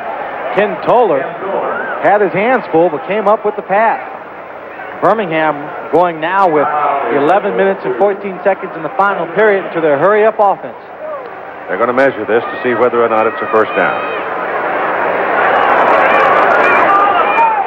And the answer is no.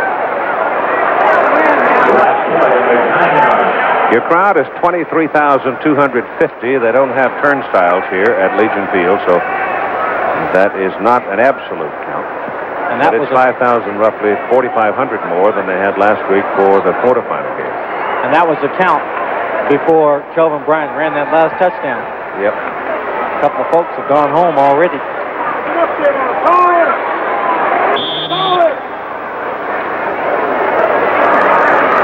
Just short by 4 or 5 inches. Near the 38 of the Stars.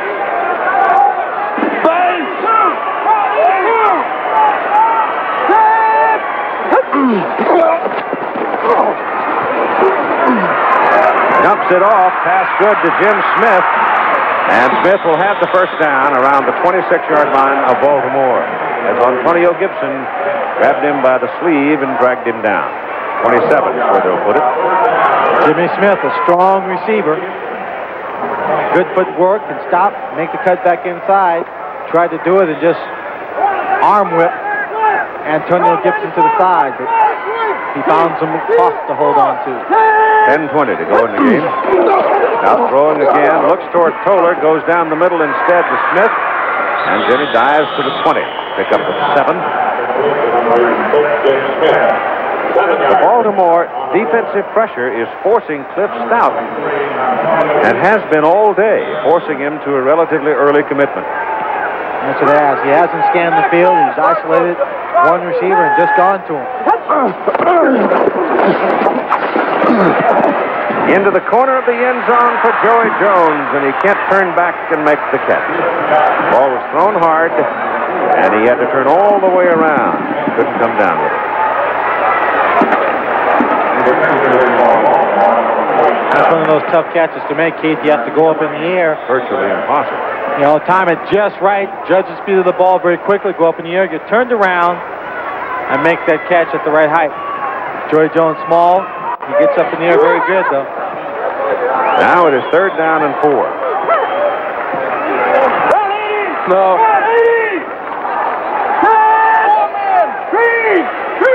He's audibilizing, looking for the blitz. That's quarterback draw, except he didn't draw it very much. He jumped quickly over the left side of the center. George Jameson was there to wrestle with him, and he comes up a yard short of the first down. Got to go here on 4th and 1.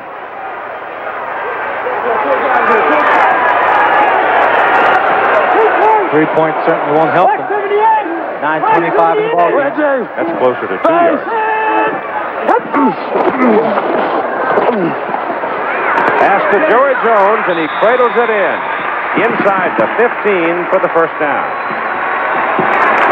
I said 3 yards. I meant to say 3 points won't help him. Might as well go for the touchdown.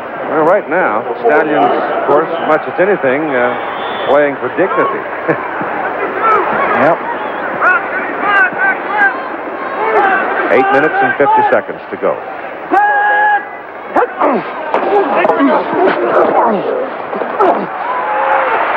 Nobody available. He's got Jones deep in the corner of the end zone. Touchdown. Joey just barely was able to keep the toes down. Kate, when you're not possessed with all the great physical talent, the size, the speed, you've got to make sure you do everything else right to compensate. For Joey Jones, being a small receiver, he's got good quickness, but he has to have excellent technique and bring all the other things to his game. Here, excellent body control. As Cliff Stout scrambles, looking for time to throw the ball, he wants 6 points and finds him, puts it deep in the end zone. And watch here, both feet on the ground, inbounds, he stretches out. Freddie Bolitnikoff would be so proud of you. Kick is up, and good by Miller. At 8 minutes and 41 seconds to play in the ball game. Joey Jones always looking to improve himself and his ability. Right here, he stretches out, both feet planted. He knows he's going to get hit. He's going to fall right down on the ground with the ball, makes the catch. Cliff Stout has thrown for 284 yards and just got his first touchdown. Joey Jones plays a big role in Birmingham's first touchdown, making 2 tough catches. First, this one for the first down. That was a third down situation they were involved in right there. It's a tough catch. Might be some judgment whether he caught it or not, but they gave it to him. And then he comes up with this spectacular catch. What a beauty. Oh, that's the kind that you dream about when your days are over, you reminisce about. Say, I did it when things were tough. Onside kick attempt possibly here.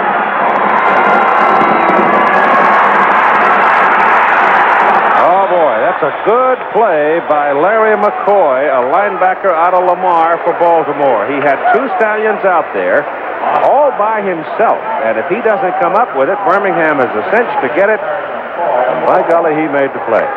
McCoy looked very cool and confident over there. He knew the ball had to go 10 yards. Everybody else lined up to the left of Danny Miller. 2 people to his right. He gets over there in time after it goes 10 yards. Recovers it before number 21, Dennis Woodbury, can make a play for it. And the Stars are camped at the Stallions 46, leading 28-7 with 8:20 to play in the ball game. And Alan Harvard sweeps it right. And they're going to mark him down. He was going to take a couple more just in case he tripped over one of his own men.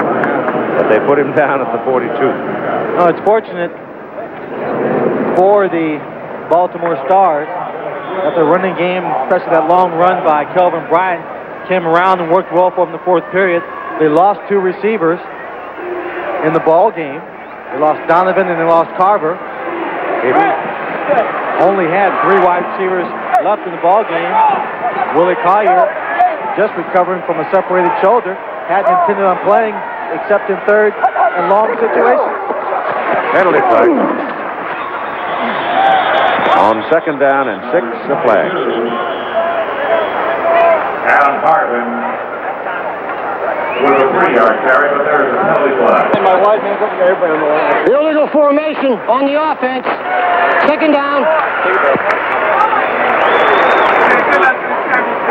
It'll be 2nd down, 11. Jim Moore. You know, one thing that gets Jim really upset is when his team gets a little ragged in the late going. Yeah, especially when they've got a lead, and the teams tend to relax and get somewhat complacent. Jim does not like to see that happen to his team. Well, he's going into the championship game next week, too. He wants them toned up, doesn't want the guys injured. He's been the head coach for all 3 years for the Philadelphia, now Baltimore Stars. And every year they have been in the championship game if they can hold on to their 21-point lead here with 7 minutes to go. Harvin again.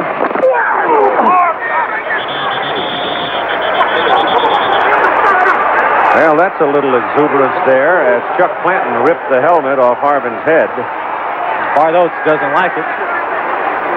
And Chuck Planton is not going to back off.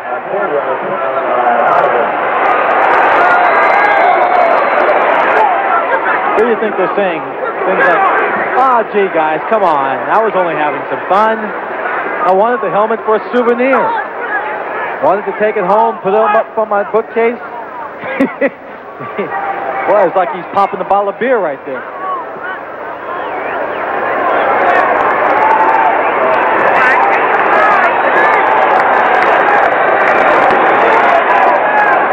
Big difference. That's an important stat right there. Birmingham only 1 for 11. Going right, Bill. Third down plays. 3rd and 7.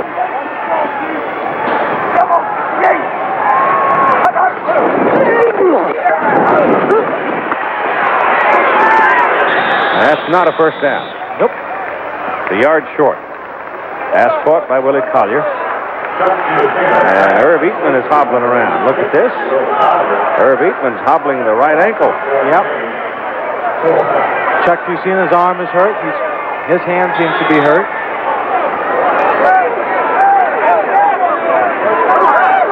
Eatman's going to have to leave.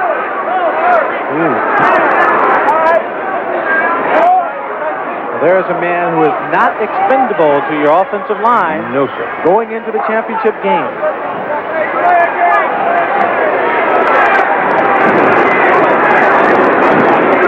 Tried to walk it off and couldn't. 1 second left on the 30-second clock, and Chuck Fusina spins a timeout, not to sustain the penalty. So they're tending to Herb Eatman right now. He may no longer be needed so much today, but next Sunday. They will have fought 20 wars to get there, and only the 2 best will be left. This is what sport is all about. The confrontation. The USFL League Championship next Sunday night live at 8 Eastern on ABC. ABC's Monday Night Baseball, the New York Mets, Cincinnati Reds out of the National League or American League action with the Milwaukee Brewers and California Angels. 8 Eastern, 7 Pacific. 8 Eastern and Pacific, 7 Central. Can't even read. Herb Eatman. See there? Tim Bryant is visited with him. We'll check in with Timmy after this play and find out what the problem is. Alan Harvin and Kelvin Bryant now back in the ball game, and Bryant's got it.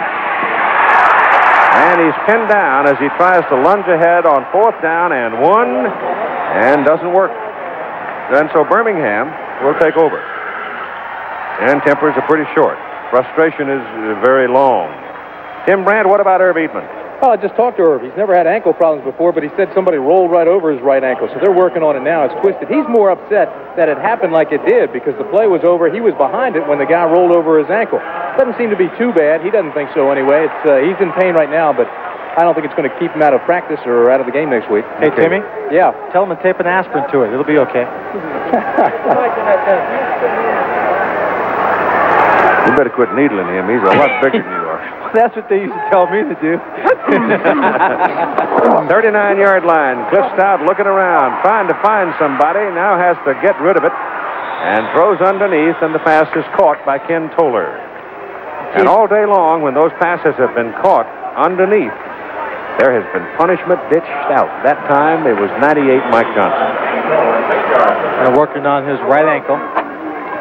This is one of those afternoons where the receivers from Birmingham go home, lick their wounds, and tomorrow morning they're going to be a lot sore than they are right now. Jim Smith has the catch for the first down at about the 43 of Baltimore in front of Sam Mills. Jimmy Smith has caught a lot of passes this afternoon, but none of them have been for the touchdown. Baltimore defense slightly permissive now in the secondary area because they don't want to give up the big play. You've got 3:50 to play in the ball game, and Stout still throwing. Has to go underneath again. If he had looked downfield, he would have seen Jim Smith behind everybody, but because Stout getting so much pressure and time is running short, He had to find someone that was in his immediate vicinity. Jimmy Smith has caught 10 passes for 105 yards on the day, Keith. Second down at about 5.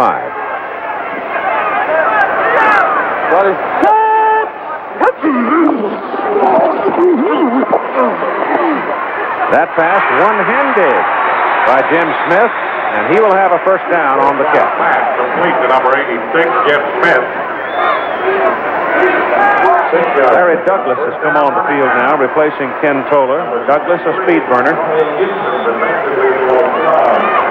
That's the way it looks for next Sunday night, 8 o'clock Eastern Time. Giant Stadium, Meadowlands, east of Rutherford, New Jersey.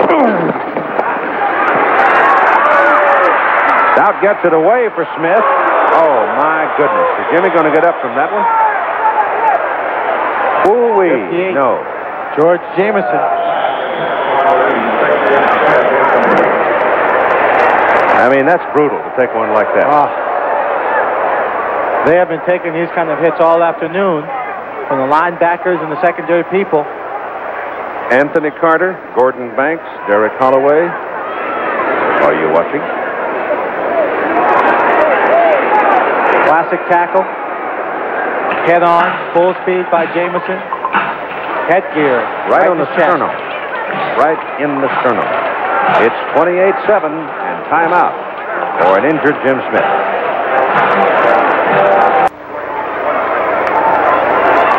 Jim Smith still down on the field. They're working on him. They have his shoulder pads off, you see there.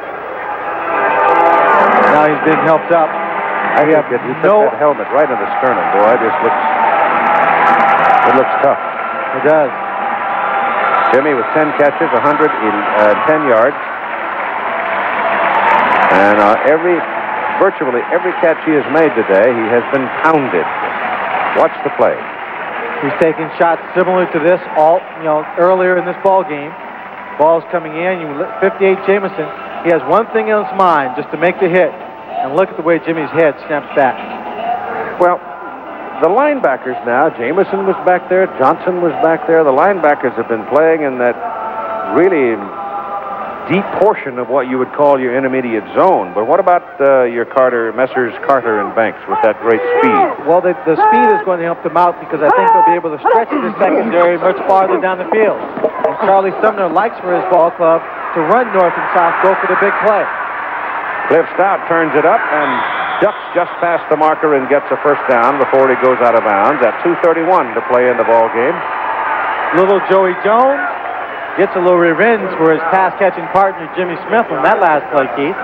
As Cliff Stout was running towards the sideline, he squared up on, I couldn't see who the man was, the cornerback out there. Didn't give him the same kind of imposing shot that Jameson gave to Smitty, but nonetheless dropped him on his rear end. 2:31. We'll take a look at it. Right there. 47 Garcia Lane that he put the block on.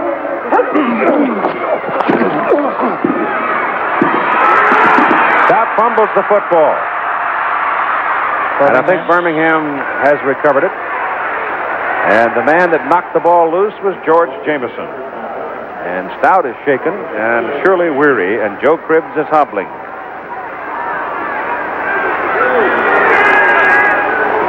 Caruth will go in, replacing Cribbs. Stout now at 340 yards, 309 throwing, and 31 on the ground, and we are at 2 minutes to play in this semifinal game, with Baltimore very much in control by a score of 28-7.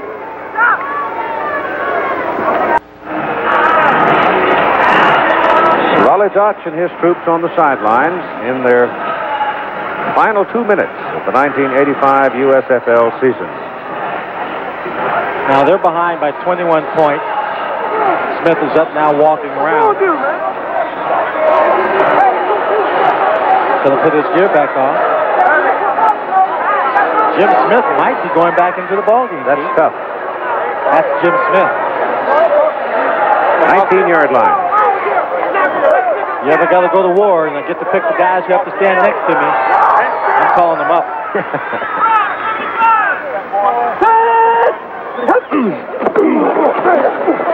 Stout looking.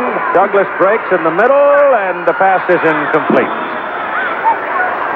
Douglas with his speed, not able to break loose from Sutton and from Mike Lush. We're not going to show Heidi.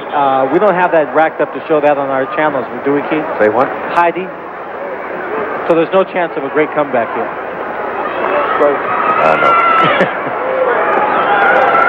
I believe that's the sole property of Nebuchadnezzar. Okay.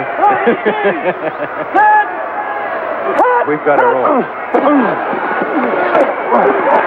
Stout. Down the middle. No, it's too long for Larry Douglas. Tip, was it? Yeah, the ball looked like it was batted, knocked up in the air. Coming up later on ABC's World News Sunday with Sam Donaldson, Vietnam says it will turn over the remains of 26 American MIAs and the personal effects of 6 others. And Dick Schaap will wrap up the final action from Wimbledon later on ABC World News Sunday.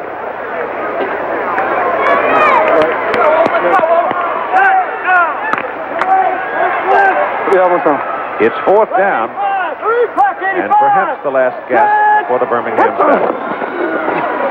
4th and 1, Stout rolls. Throws it now for Toller, and Kenny's got it. Inside the 2. One thing about them, they don't quit. I guarantee you'll never see a Raleigh Dutch ball club quit. No, not at all. They're going after it. Like you said, it's a matter of pride, character.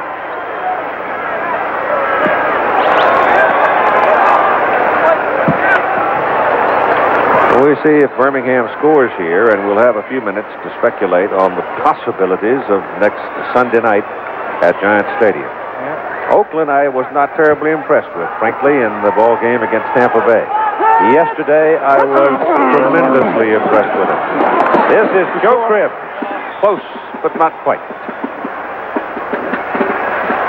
I agree with you. They just seem to play very lethargically against Tampa. Tampa put together a good game plan. They came away with a 3-point win. But the good teams have to be able to squeak by against teams that are playing their best football. I thought the big difference in the team, though, as I saw it, Swanee, was in the offensive front. The offensive front did not play well, particularly in the first half against Tampa Bay. But yesterday, they were a wall. They certainly were. Plus, their defensive line did not give in to the pressure of the offensive blocking of the Memphis Showboats. They thought that they could run down the field on them, and that was not the case. However, in the matchup between Baltimore and Oakland, I think a lot of the work and pressure is going to be on the defensive front and the scheme that they use in their pass rush to get to Bobby Hebert. Because in order for him to throw down the field deep, he's going to have time, and that's something that they have not given anyone in this ball game this afternoon. They have not given Cliff Stout a lot of time to throw the passes he's wanted to throw. Hebert tends to take a deeper drop, too, because normally he's looking for the big play. So it'll be interesting. The Oakland Invaders and the Baltimore Stars in the USFL championship game next Sunday night at 8 Eastern Time. 2nd down and goal. It goes to Coles, and Coles dives, and he is not there either. And now we've confirmed, Dave Burnson has, that Jim Smith's 10 catches are a USFL playoff record, and he's got his equipment back on after that wallop he took from Jameson. Smitty set a record in the USFL with 20 touchdowns on the season. Cliff Stout trying to wedge it across on a quarterback sneak, and he can't put it in. And it's going to be 4th down and goal.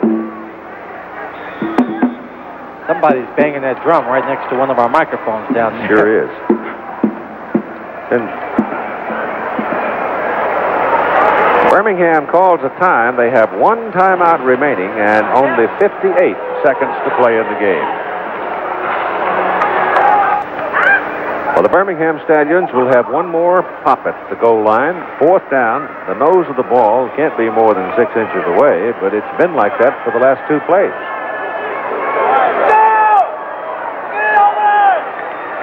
They need someone who's going to go up in the air over this defensive line and their own offensive line, as the defensive line will burrow down into the trenches. Give it to Cribbs, and Joe's in there.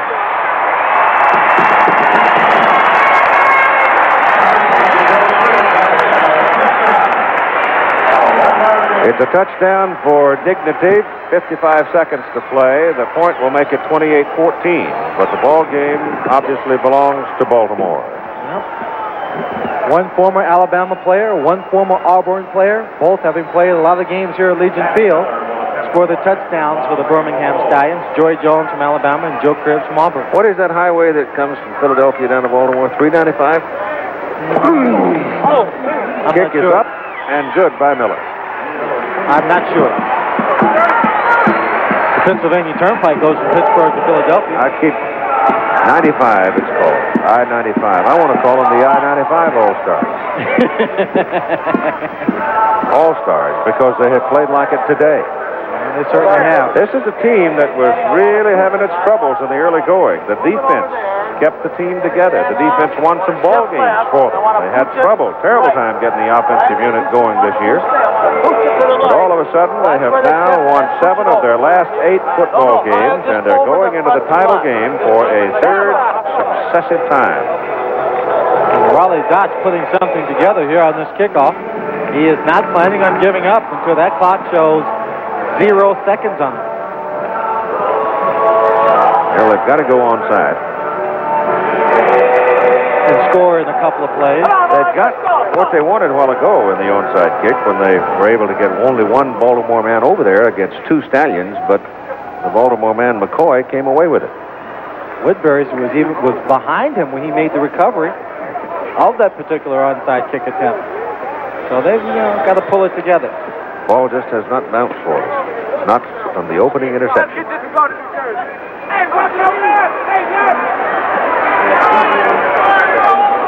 Pop this one up in the air. And a fair catch is called by Mike Lush. And you can do that on a kickoff. And Mike Lush up there on that line. They put all their sure-handed people there this time, anticipating it. Receivers, people from the secondary, halfbacks all up there. Rodenberger was up there, Woodbury, Lush.